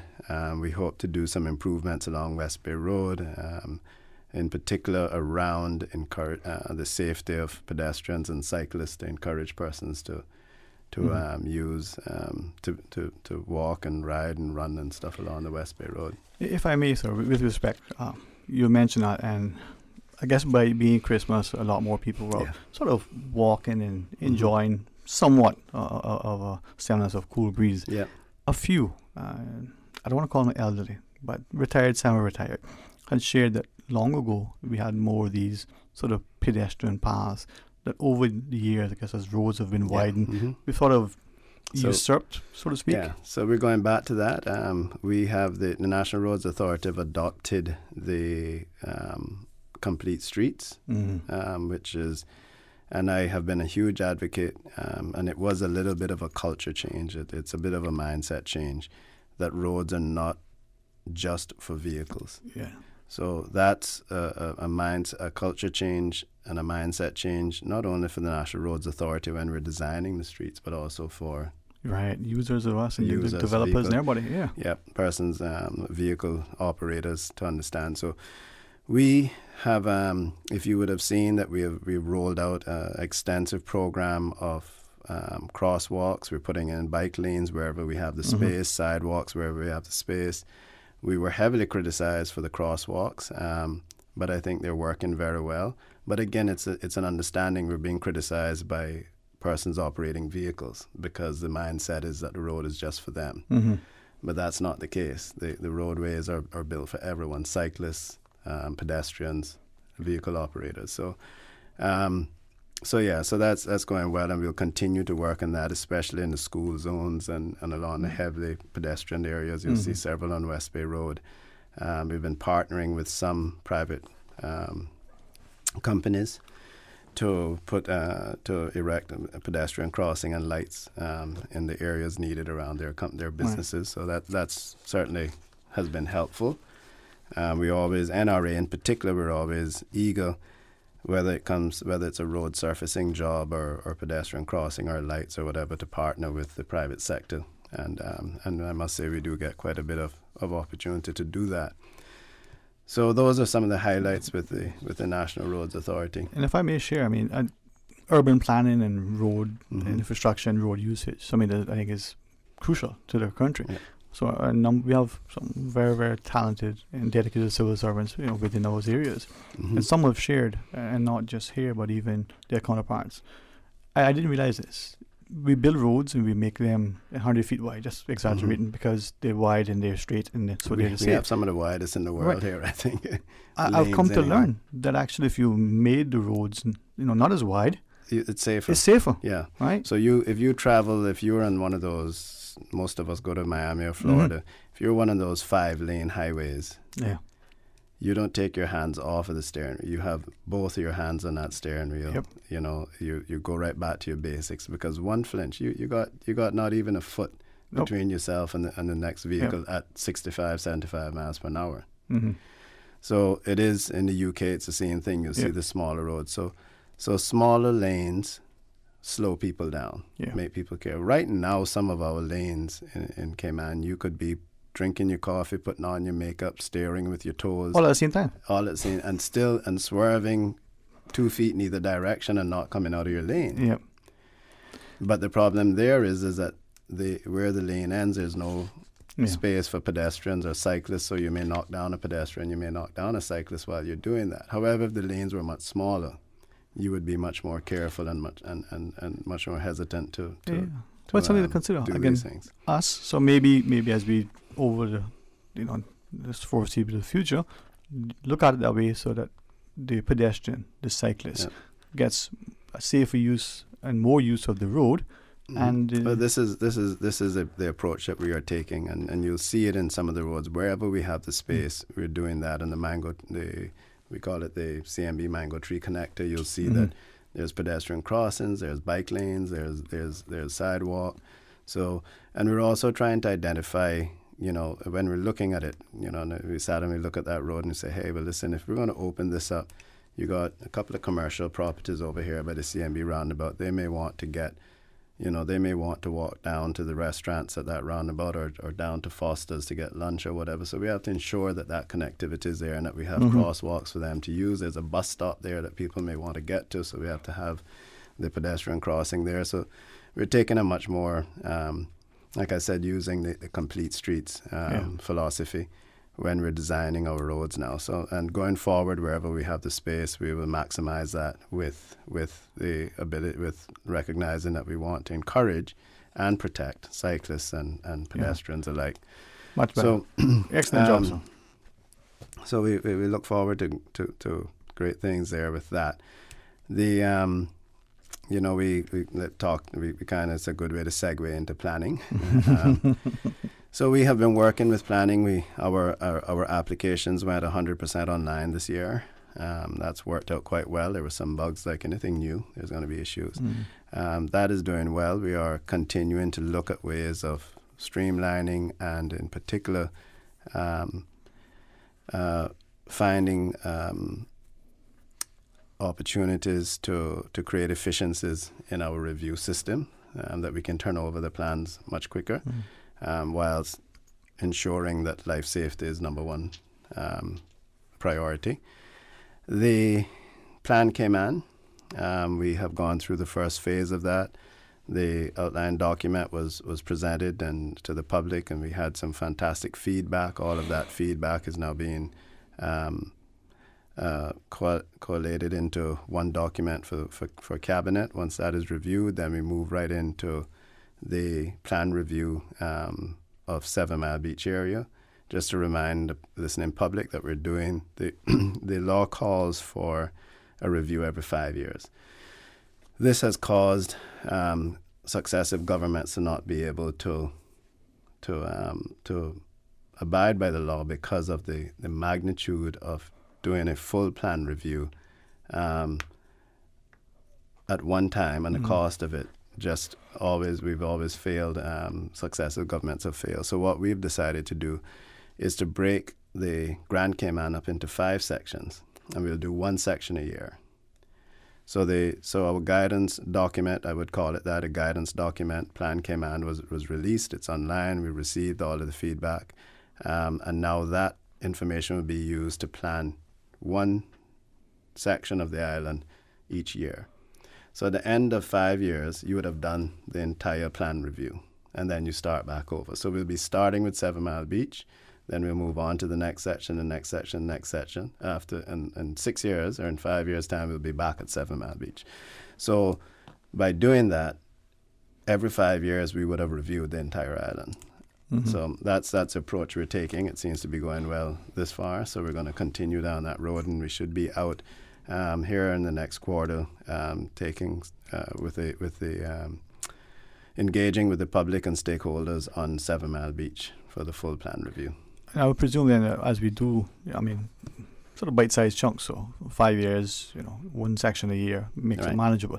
But for argument's sake, the importance of 7 Mile Beach, the considerations relative to the pace of development, height of buildings, and But as we are reviewing, say, 7 Mile Beach in year 1, just an example, in year 5, it may be East End or another part.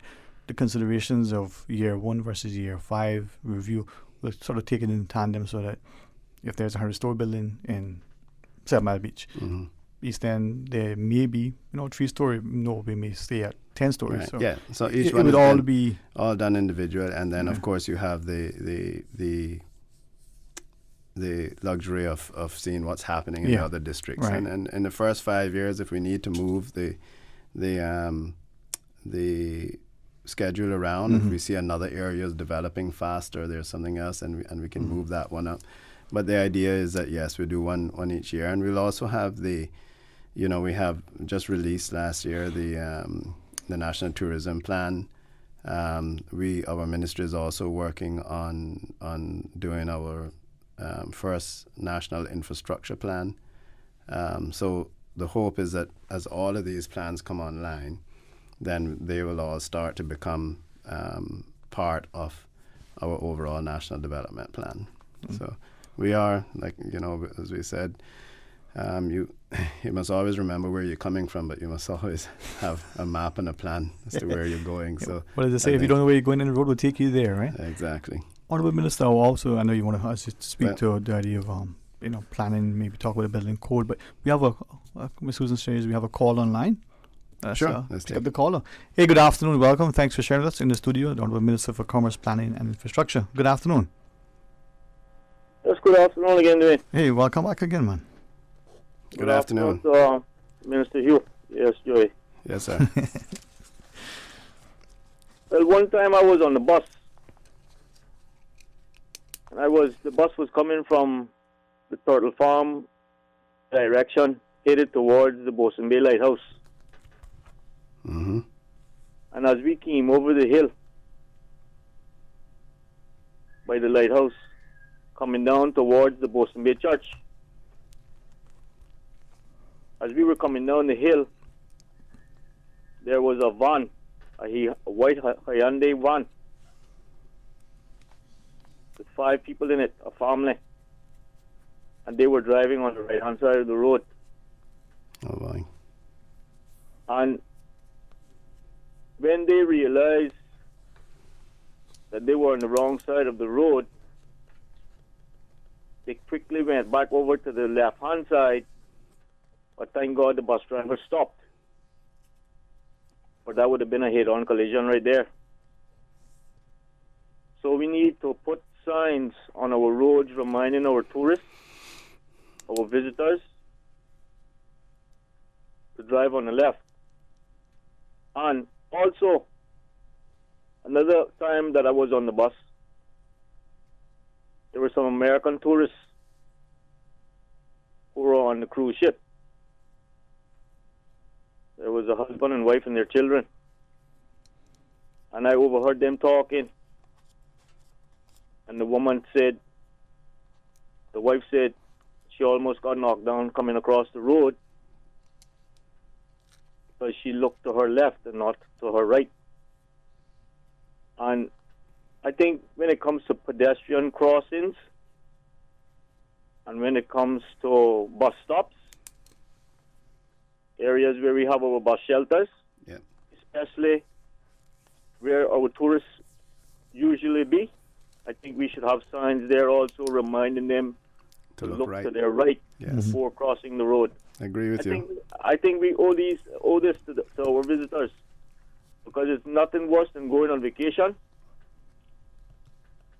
and losing a family member or losing your own life. Thank you very much. No, thank the caller. Thanks. I know when we were growing up, I can remind the caller the first incident he spoke to, we used to play football under the light in front of the church. Things have changed, huh?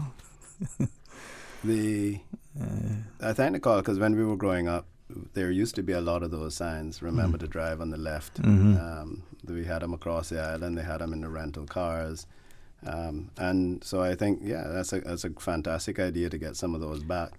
And then the idea about look right at the pedestrian crossings and other high traffic areas is a fantastic idea. We could add those right onto the sign where they're pressing the button, reminding them to look right. And it's also important to remind people to have a look before stepping out, because it doesn't mean that you've pressed a button that people are going to stop, or because it is a pedestrian crossing. So I thank the caller for those. Those are certainly ideas we're going to take a note of and pass those on to the council that we formed to deal with road safety, and hopefully we can get some action there. So thank you, Colin. No, excellent suggestions. I think too, recognizing that they come from North America, they drive on that side, they may look in the opposite direction. Yeah, I know some of the condos I've seen still have signs at their gate saying "Remember to look right." So, but I think for pedestrians, as he rightfully pointed out, it's important that we put those on the pedestrian crossings and anywhere to remind people that they should look to the right before stepping onto the road. Honourable Minister, I'll ask you to guide me, because I think sometimes us, the pedestrian, the cyclist, the road user, we need to be responsible too. But as a pedestrian, we press the button. It doesn't stop the car now. No, it just indicates the light. So we need to know kind of. Well, but I agree with him. I see that the tourists quite often, and they know that they come from countries where you don't just walk up, but what they do is they look to their left. Yeah, his idea is excellent. So his idea is a fantastic idea. But so I've seen exactly. We'll see if we can get that done. And just to wind up on planning and the highlights there. Last year, 2019, we issued 1,089 permits. Building permits for a value of $375 million. And we issued 360 certificate of occupancies for a building value of $169 million. So we carried out 10,378 inspections, and we reviewed 6,483 plans. So those are some of the statistics, some of the highlights from that Are we department. still utilizing the external plan reviews, third-party plan reviews? We are utilizing those. We still have some work to be done there.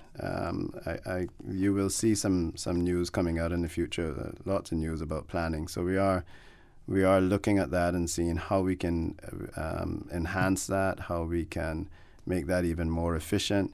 And I think we now that we are completely electronic based, important to note as well is that we're now getting again the buy-in, and there were some kinks with the electronic plan submissions with our partner agencies such as Department of Environmental Health when it comes to pools, etc., fire service. So we are working through those. We're making great progress on working through those issues, and I think we'll become more and more efficient as time goes on. Mr. Hugh, just 2 WhatsApps. One reminded me to mention to them. I like our listeners. Captain Paul called earlier to suggest that in addition to the miles per hour, we put on the bottom, kilometers per hour. So because a lot of our cars either have both or have one or the other. Yeah.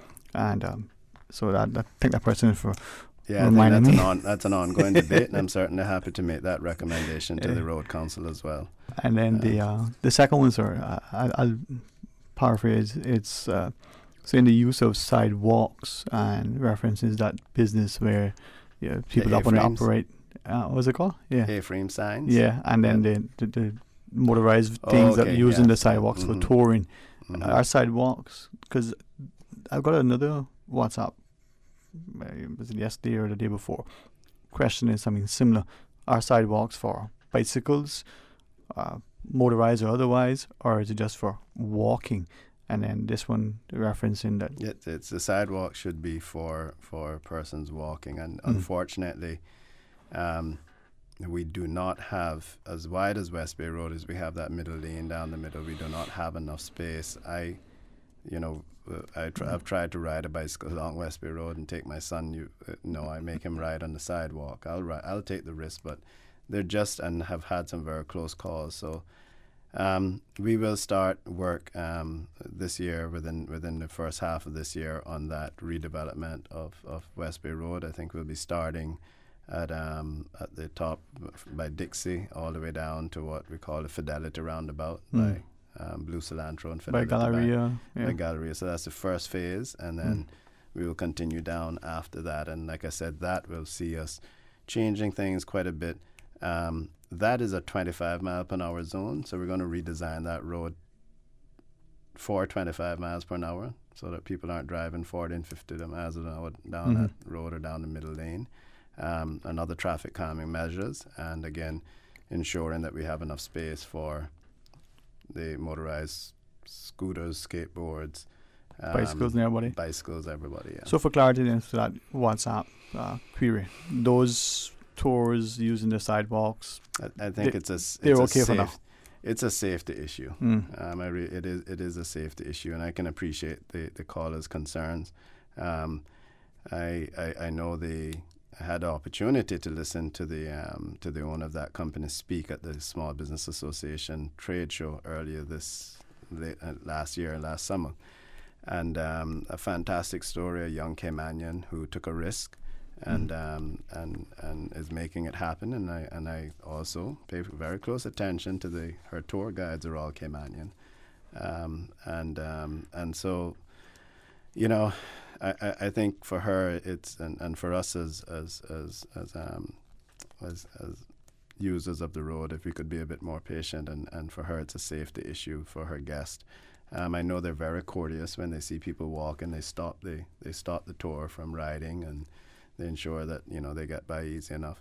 So again, until we make the roads a bit safer for persons, whether they're kids on a bicycle or these tours and stuff, we have to share the space as share best the road, as possible. Huh? All right. Yeah. Ms. Susan, you tell me we need a quick break. All right, Mr. Hugh, when we come back, we'll continue with discussion. Fantastic. All right. Certainly enjoying the company. I know you guys are watching YouTube go, but he's a handsome fella, boy. His mom is just making good journey. All right, stay tuned for Talk Today. Preventing dengue is as simple as preventing mosquito bites. Use a mosquito repellent, wear protective clothing, and stay indoors during early dawn and dusk when mosquitoes are most active.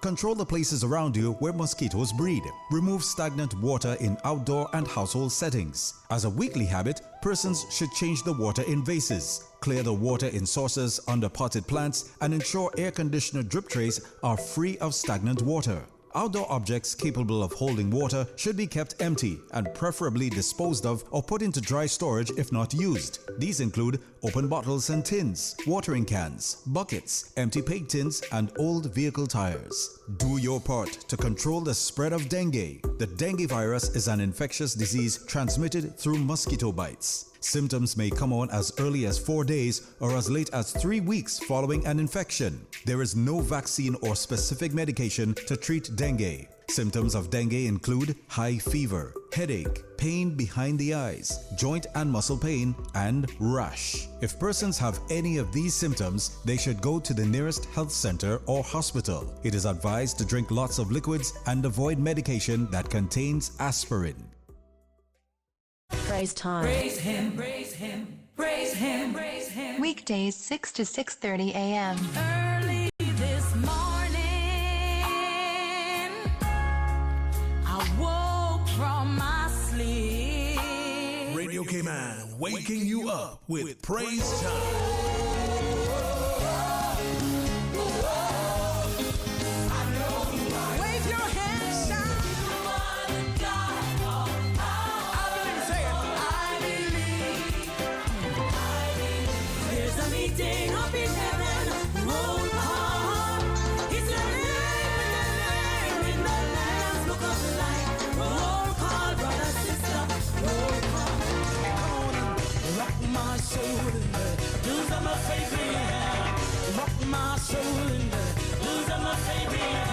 Praise time.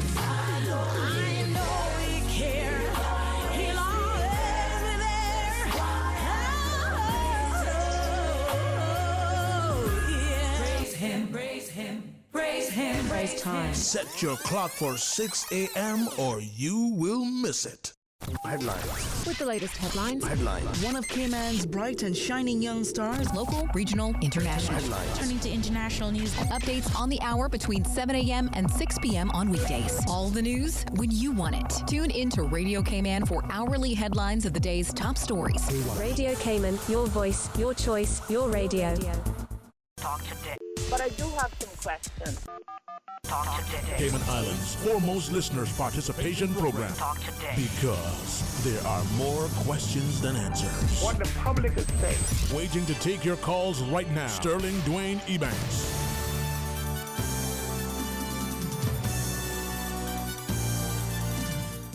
Hey, good afternoon and welcome back. Thanks for joining us, and truly very, very grateful that we live in a country that we have this wonderful access to all of our elected members, and to be able to have the great company of the Honourable Minister for Commerce, Planning and Infrastructure.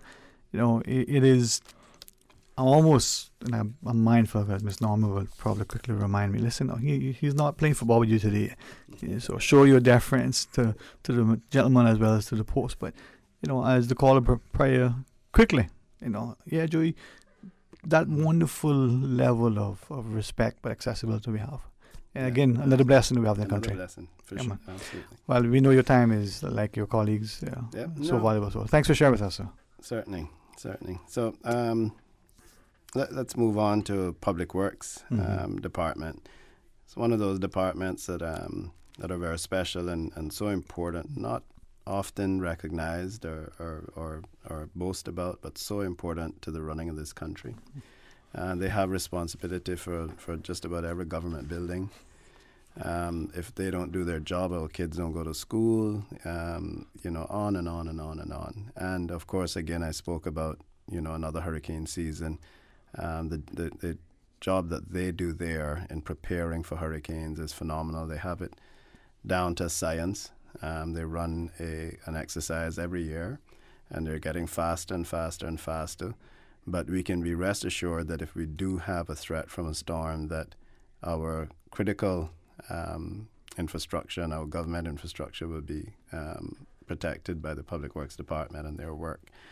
And so also they have a huge client base, and that client base is the entire government. Mm-hmm. And I'm happy to report that in 2019, under the Deputy Governor's Service Satisfaction Survey, they got a 97% rating. So I just want to congratulate them for that. So they're being rated by their peers as well, which is not easy. And so they got a 97% rating. Another fantastic thing that's happening at the Public Works Department is our apprenticeship program, construction apprenticeship program. So we had 23 persons graduate last year from the program. Some of those are going on to, and that was from level 1 through level 3. All of those are receiving City and Guild certification. Some are going on to employment with the construction partners that we have. Some are going on to further their education. But we had 23 successful cohorts, persons in a cohort. And this year, last year, we funded and built a purpose-built training facility at the Public Works compound for the City and Guilds apprenticeship program. And we will be able to house up to 50 students, as well as my government were extremely supportive. And I thank them for also funding the necessary staff and training expertise to run a cohort of 50 students, including level 1, level 2, and level 3. So that program has been hailed as a success from the get-go. Continues to grow, continues to make us proud. Lots of young men and young ladies in the program. So again, we've also shown that in that area we've had a tremendous partnership with the private sector, several construction companies coming on board. The staff of the Public Works Department, again, stepping up over and above their duties to take on these young men and young women as their mentors. In many instances, picking them up in the mornings and bringing them in and dropping them off in the evenings, but acting as a mentor through the program for them. And I think that is why it has been so successful. The mentors at Public Works, they get additional training for the role, and they get their satisfaction from seeing these young people get through the program. And that has been, I think, the one of the main reasons for the success of the program, because they really get involved with these young people. They encourage them. If they don't show up, they go and look for them. And I think it plays a tremendous role. So we have a partnership with the staff at Public Works. We have a partnership with the private sector and the construction companies that offer the opportunities for the cohorts to go out and do practical work. Many of them hire the young people after they get through the program. And then we also have partnerships within government. Last year we worked very closely with the Department of Agriculture and other departments where our students were able to go out and complete projects for those departments. So congratulations to everyone involved there, and congratulations to the 23 students from last year's cohort. And we're going to see this program grow and grow into something really special, I think. So the Public Works Department, as you know, is also home of what they call the Major Projects Office. So we are involved in many projects, all the major projects, cruise berthing facility, the integrated solid waste management system, the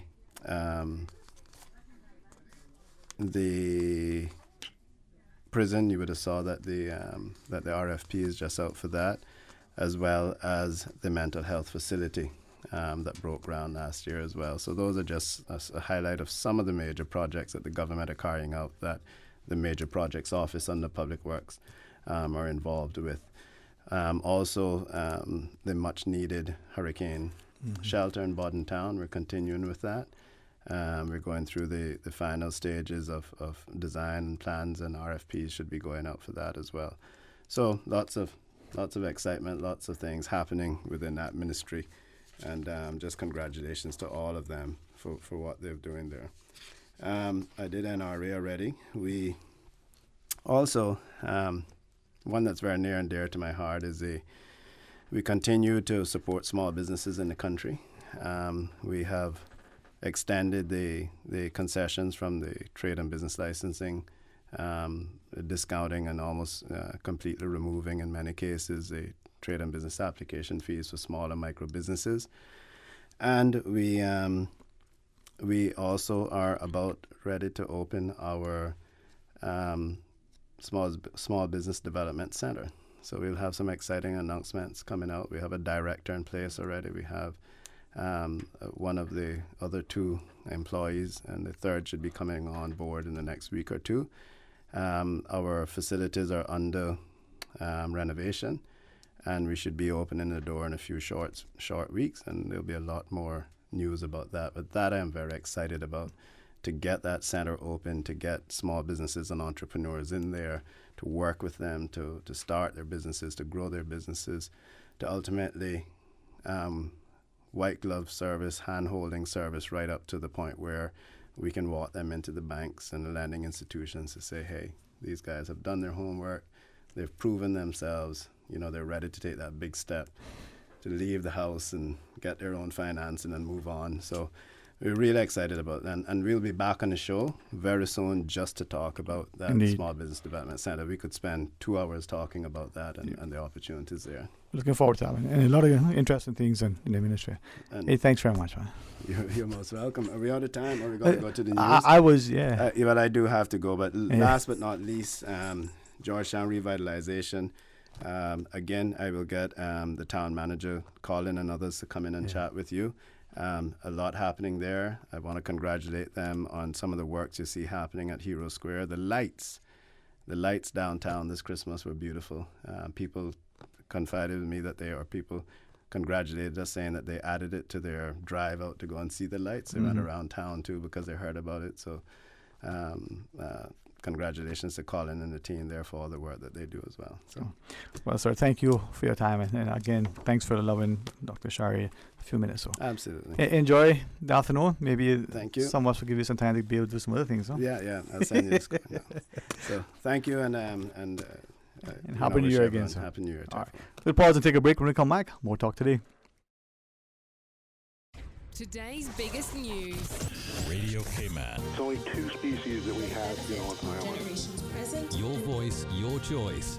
For today's biggest news. Access. Information. Local, regional, international. This is headlines from Radio Cayman's newsroom team. Today's biggest news. A special event next week at the National Gallery highlights the artistic evolution of Bendel Heights. The curators at the National Gallery are hoping to showcase Mr. Hyde's legacy. Mr. Hyde's has had a huge impact on not only the artistic but also the cultural scenes in Cayman, and his work will interest people from all walks of life. The event is January 15th at 6 p.m. at the National Gallery, and you can RSVP by emailing education@nationalgallery.org.ky, or you can call 945-8111.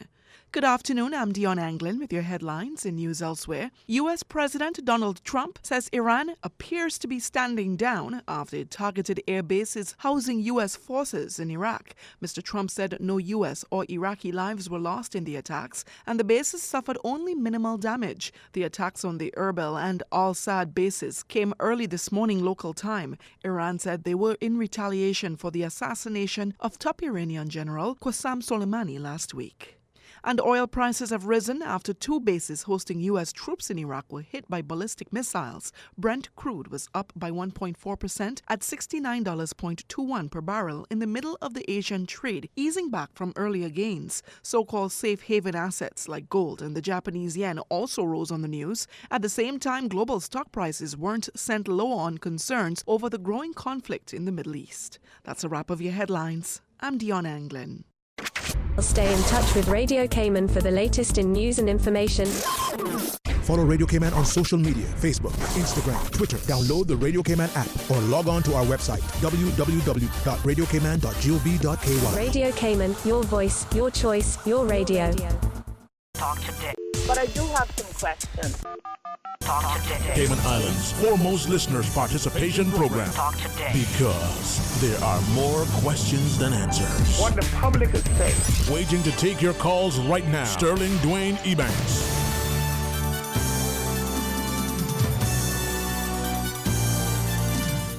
Hey, good afternoon. Welcome back to Talk Today. Thank you for joining us. It's going to be so open line now to close out our show here on this wonderful afternoon.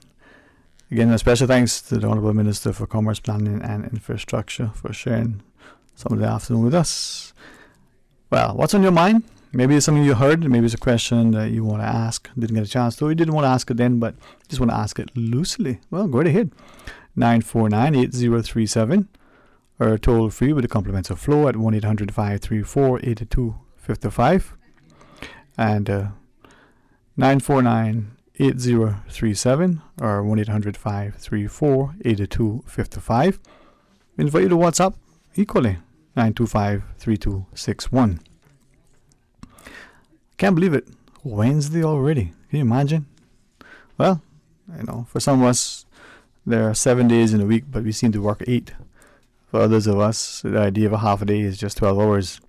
And I say that to recognize that many of you who I know, even though this is just, day 8, it's just been a continuous, workload, and the year really hasn't, started and ended. It's just continued. Thank you for your continued, diligence, incredible work ethic, and it's really indicative of our people. As we invite you to be part of Open Line, let's go to our phones. Good afternoon and welcome. Dear started doing. Happy New Year. Happy New Year, man. Happy New Year. How are you, sir? I'll tell you tomorrow, I promise you. All right. Well, listen, I'll be looking out for it. You behave yourself. Can I say no and not be truthful? Right, thank God. Praise the Lord. You started out and you hear the truth, telling the truth. Thank you. There you go. Yeah. I just want to put this question there and I'm going to put it to you and ask you what you think. Yes, sir. If you can come up on the plane with your cigarettes and cigarette lighter in a bag that you just hold in your hand, because when I come up on the plane, I can manage to make my way down holding on to the rails and just skip down my one leg. But going up, I can't do it. Right. So the officer got to carry me up. All right. Now, when I was coming through on the 29th of December, I had my cigarettes, my cigarette lighters, I had other things in my bag, and I had one tin of spaghetti meatball. I had said, look, I better carry this in case I didn't have the dinner home. No, I don't think it was fair for that woman to take away my tin of spaghetti meatballs and take away my lunch sugar, feed her dog.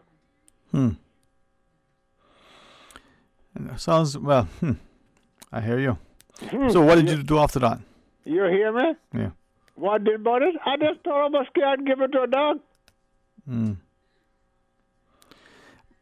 As you ask that, though, I don't say this in jest, but you go to the counter to check in, and you weigh your bag, your suitcase, and it comes up a little bit over. and they allow you to take it out and you can put it in your carry-on. But the suitcase is going in the cargo hold, you and the carry-on go in the seat. Isn't that the same amount of weight on the plane? It is the same thing. She only talked about you're not allowed to carry no tin food or nothing along on the plane. Mm-hmm. That's why she would make me bring it. Right. And I argued her to the last. The only thing I couldn't stand up and grab it out of hand because I would have took it. Yep. And I said, all right, that's the way you feel about it. Take it home, have a good supper, and get the dog some. Yeah, the experience of traveling has been soured. I think we can understand some of the safety considerations, but we also have to wonder to what extent, we have sort of overreached and overstepped and the like.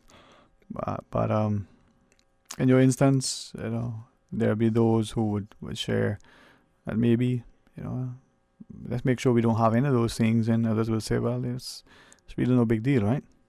What are you going to do with that? Until the cigarette in my board? You're going to take that and hold the plane up? Did you have were you able to carry on your cigarette later as well? Yes, sir, and my cigarettes and other stuff. Mm. But they wouldn't make the thinner spaghetti meatball come through. And that's when I argued out to the last and say, all right, that's the way you feel about it. Take it home, have a good supper, and give your dog some. Yeah, there have been, unfortunately, some times, and last year, 2019, I heard a few instances, and I can't say that I heard them any more frequently than I heard in the year prior, of people as they go through, I call it the screening area, so they check in, they go through, and from the first interaction with that person looking at your ticket and boarding pass to when you're going through the scanning machines and you're getting pat down and the one waved over you and whatever it is, a lot of people have shared that they feel that it isn't as customer friendly as possible. Safety is paramount, but there's a way to still be safe and still be professional. That's right. Safety is paramount, yes. But if you can carry a cigarette lighter board with you instead of a tin of spaghetti meatballs, I don't think that's right. Somebody brain not working. It brings me to a concern. A lady says she shared, one day she's checking in to catch her flight, and she related the story up until Sunday. She said that it doesn't mean that a person dressed in shorts is less or more of a criminal than a person dressed in a business suit. Right. But she was, on a number of occasions catching different flights at different times of the day, and the only thing that seemed to be consistent is that here are these women, in most instances, fairly professionally dressed, being sort of treated in a way when compared to other men who she described one as, looked like he would be a hoodlum, right? And they wave through, but the women are being somewhat not accommodated as nicely. Pat it down. Since you don't want to say it, pat it down. If you want to say it. And spoken to in a way that, like I said, here's someone who travels much more than I do and has observed this occurrence, and you have to wonder now, why is it that we're seemingly behaving that way towards some people and not necessarily across the board, to make sure, if safety is a concern, that everybody is screened, equally and adequately. Yeah, and it wasn't even to say, well, I international flight, but just an inter-island flight. Well, presumably. If it was a car, I would be very, very same. Yeah. Well, I remember, going over to the back once, I had, other than my wallet, I only had my passport in my hand because, my team here, our engineer, they took everything. I just came up and came back down. The guy seemed to have, wanted to enjoy his feel around the pasture, seeing what. And that was, not very pleasant either. They took your passport. Well, I had my passport with me because every time I have to come here, man, whether I come to the doctor or I get a chance to come to my son, I make sure I bring that because no one knows what's going to happen. Right. So I always had that with me. Mm-hmm. And that was there. And my cigarettes were there. My lighter was there. And this thing of spaghetti and meatball. And then she had to go take that. She must have been hungry. Yeah, maybe so. Maybe. They might have been had her walking late and she was hungry and wanted something to eat. So she said, look, I better take this. That's right. You didn't say it, I did. Yeah. Well, you know what? The bright side is you got there safely. I got all there of them. But if it wasn't for somebody else thinking, I wouldn't have had the food at night. Yeah, that can be leave a sour taste, huh? Is a sour taste? I really hope that's together with sour when she tasted it. Maybe it was good. I hope it didn't burn the dog lip. Anyway, you behave yourself, all right? Okay, sir, you do. I'll listen to her. All right, all the best to you, sir. Take care. Bye. Okay, 949-8037 or 1-800-534-8255. Final short break to take, and certainly if you call and share your thoughts with us, we'll happily listen. Stay tuned for Talk Today. At KFC, we believe you don't have to share a last name to be a family. Whether it's an office party, holiday fete, or family gathering, enjoy KFC's fresh hand-breaded finger-licking good chicken. The KFC Festive Feast includes 10 pieces of original recipe or spicy chicken, creamy mashed potatoes, tasty coleslaw, and warm biscuits. KFC's holiday catering menu includes buckets of hot wings, sweet chili wings, or chicken tenders. KFC, it's finger-licking good. For the record, a fresh approach for information that matter to you, the people. Hear from the government, the opposition, independents, and other experts on issues and solutions that affect you. For the record. Every Monday, Wednesday, and Friday, tune into 89.9 and 93.9 FM. For the Record is brought to you by Vamped Motors, the only authorized Ford and Toyota dealership serving the Cayman Islands. K-Man Pharmacy Group, with a location in West Bay and professional pharmacy at CTMH Doctors Hospital. The K-Man Pharmacy Group has a location for you just around the corner. And Seaboard Marine, with over 35 shipping ports, find your shipping solution by calling 949-4977 or visit seaboardmarine.com for competitive rates. Country classics. Well, I was born to coal miner's daughter. On the road again. They're gonna put me in the movies. Papa Top again. Out in the West Texas town of El Paso. Because you're mine, I walk the line. Well, I love them in Country classics. young love, first love. You never count your money when you're sitting at the table. If you enjoy classic country music, come hang out with Radio Cayman this Saturday, 3:30 to 6 p.m. In the Mississippi cotton picking Delta town. This Saturday afternoon, following American Country Countdown, 3:30 to 6 on Radio Cayman. Just walk on by. Wait on the corner. Country classics.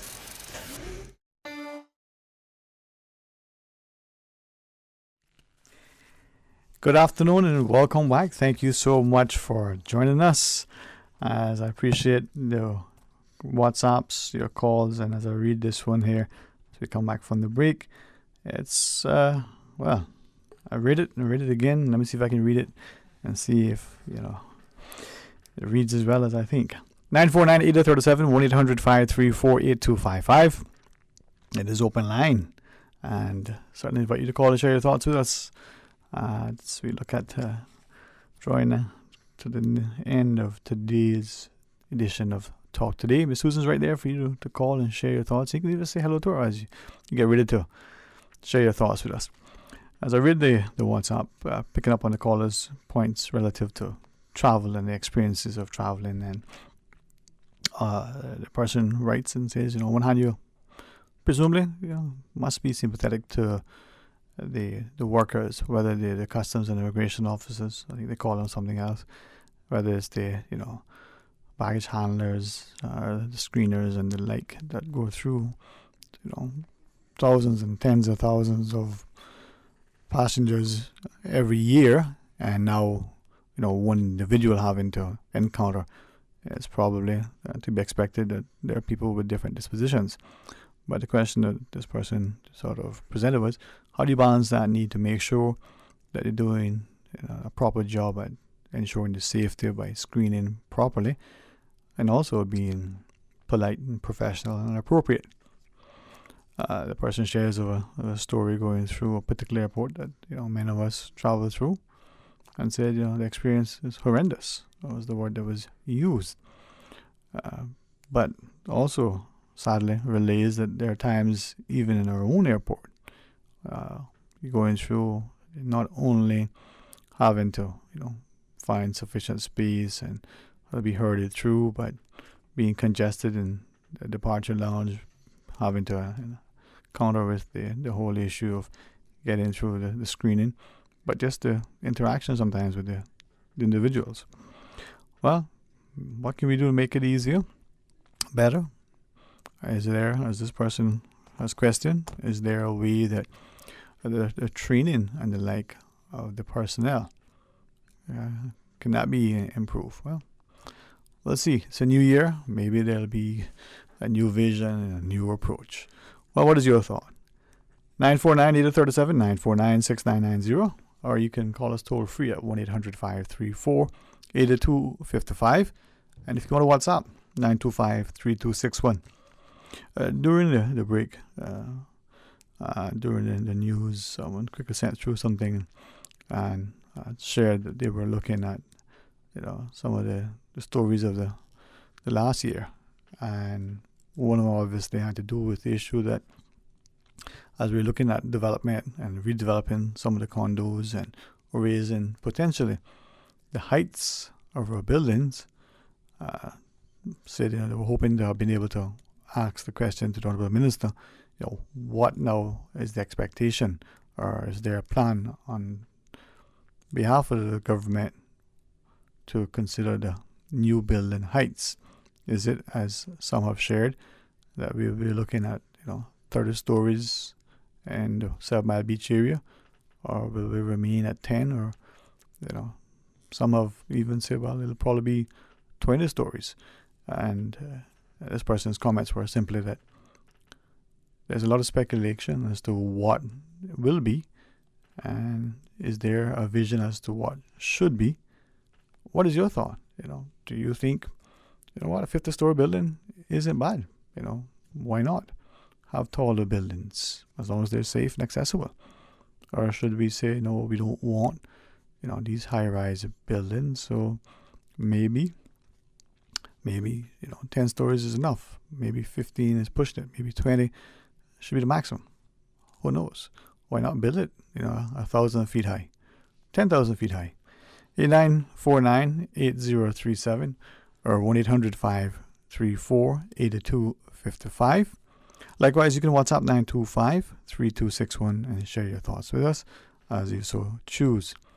Now, I'm very grateful as the Honourable Minister for, planning or sharing when it comes to roads, that we look at this whole notion of complete streets. And as he shared, the research is indicating that if your roadways are not as wide, they can be a lot safer. If we somehow can look at some of the new bypasses and the roads that we have put into play, and if they're not as wide, could we get wider bike lanes, more sidewalks and spaces for sidewalks and the like? But whether the lanes are one lane and you can only go straight, to what extent are we, the road user in particular, that person who is driving some vehicle, how cautious and considerate and careful are we, so that not only are we not somehow impaired, maybe it's their prescription medicine, maybe it's the thing that we had to drink, whether that drug is one that is legally available if you're of age or otherwise. Are we very, very conscious and careful on our roads and exercising due attention and consideration so that we're not putting ourselves or others at risk?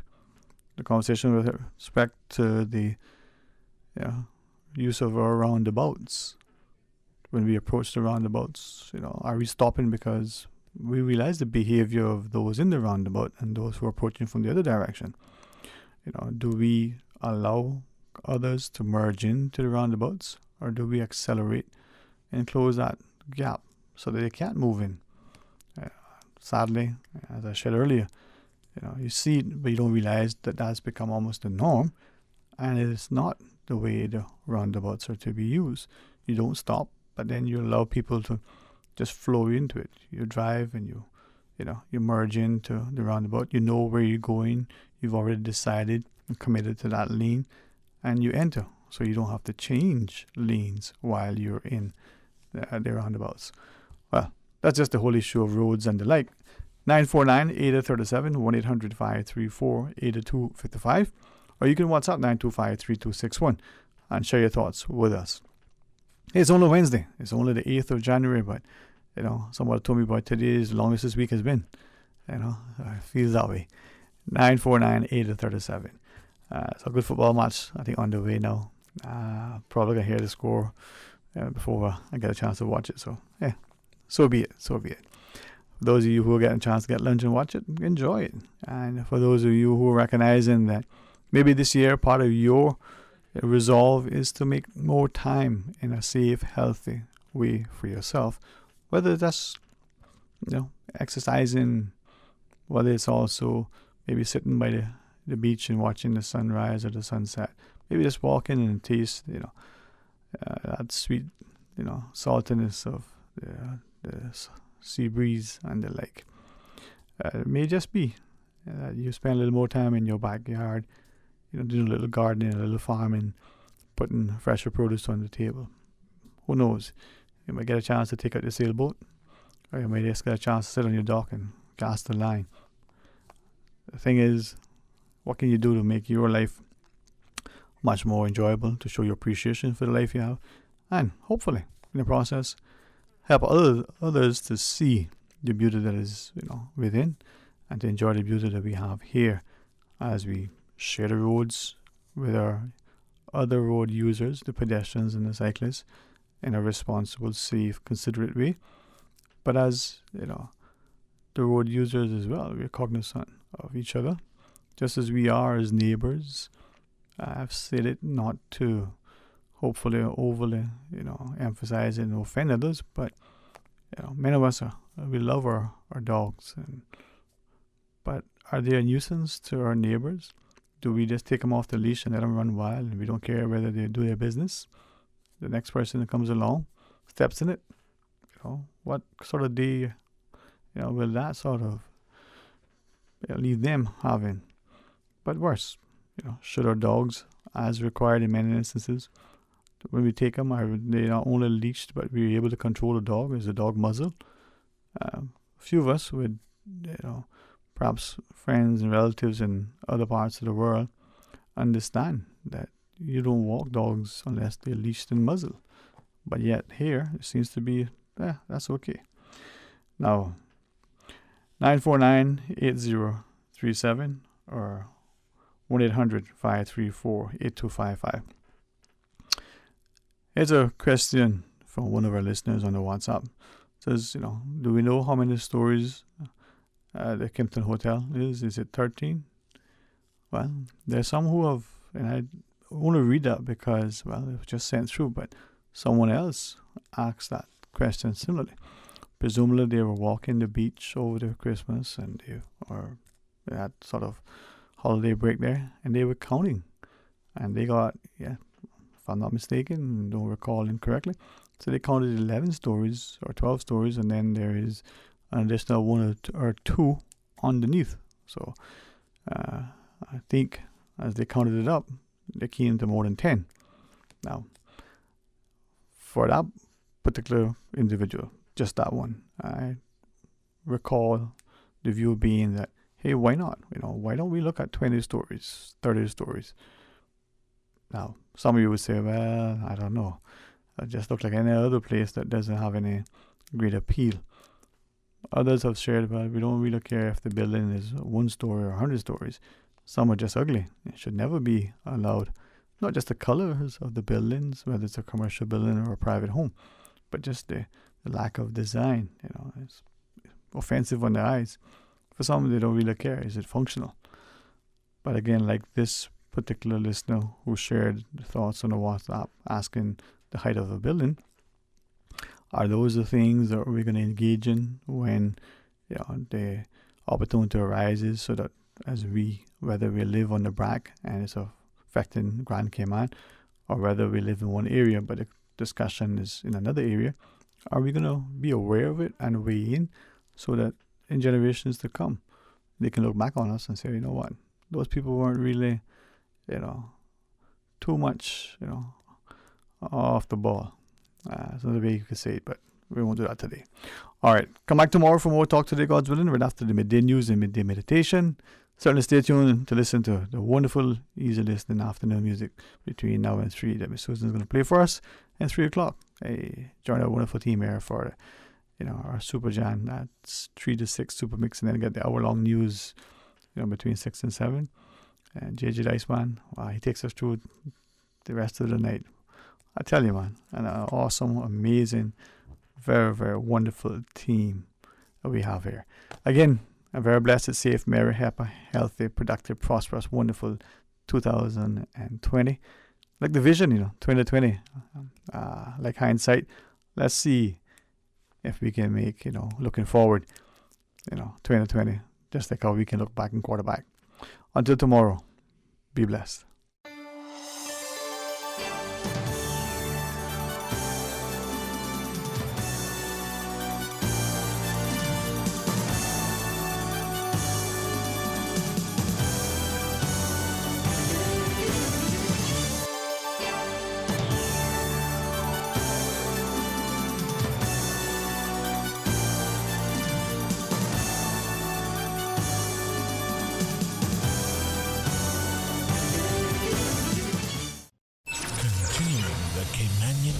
Let Cora keep my ground so clean. The heart and soul of the Cayman people.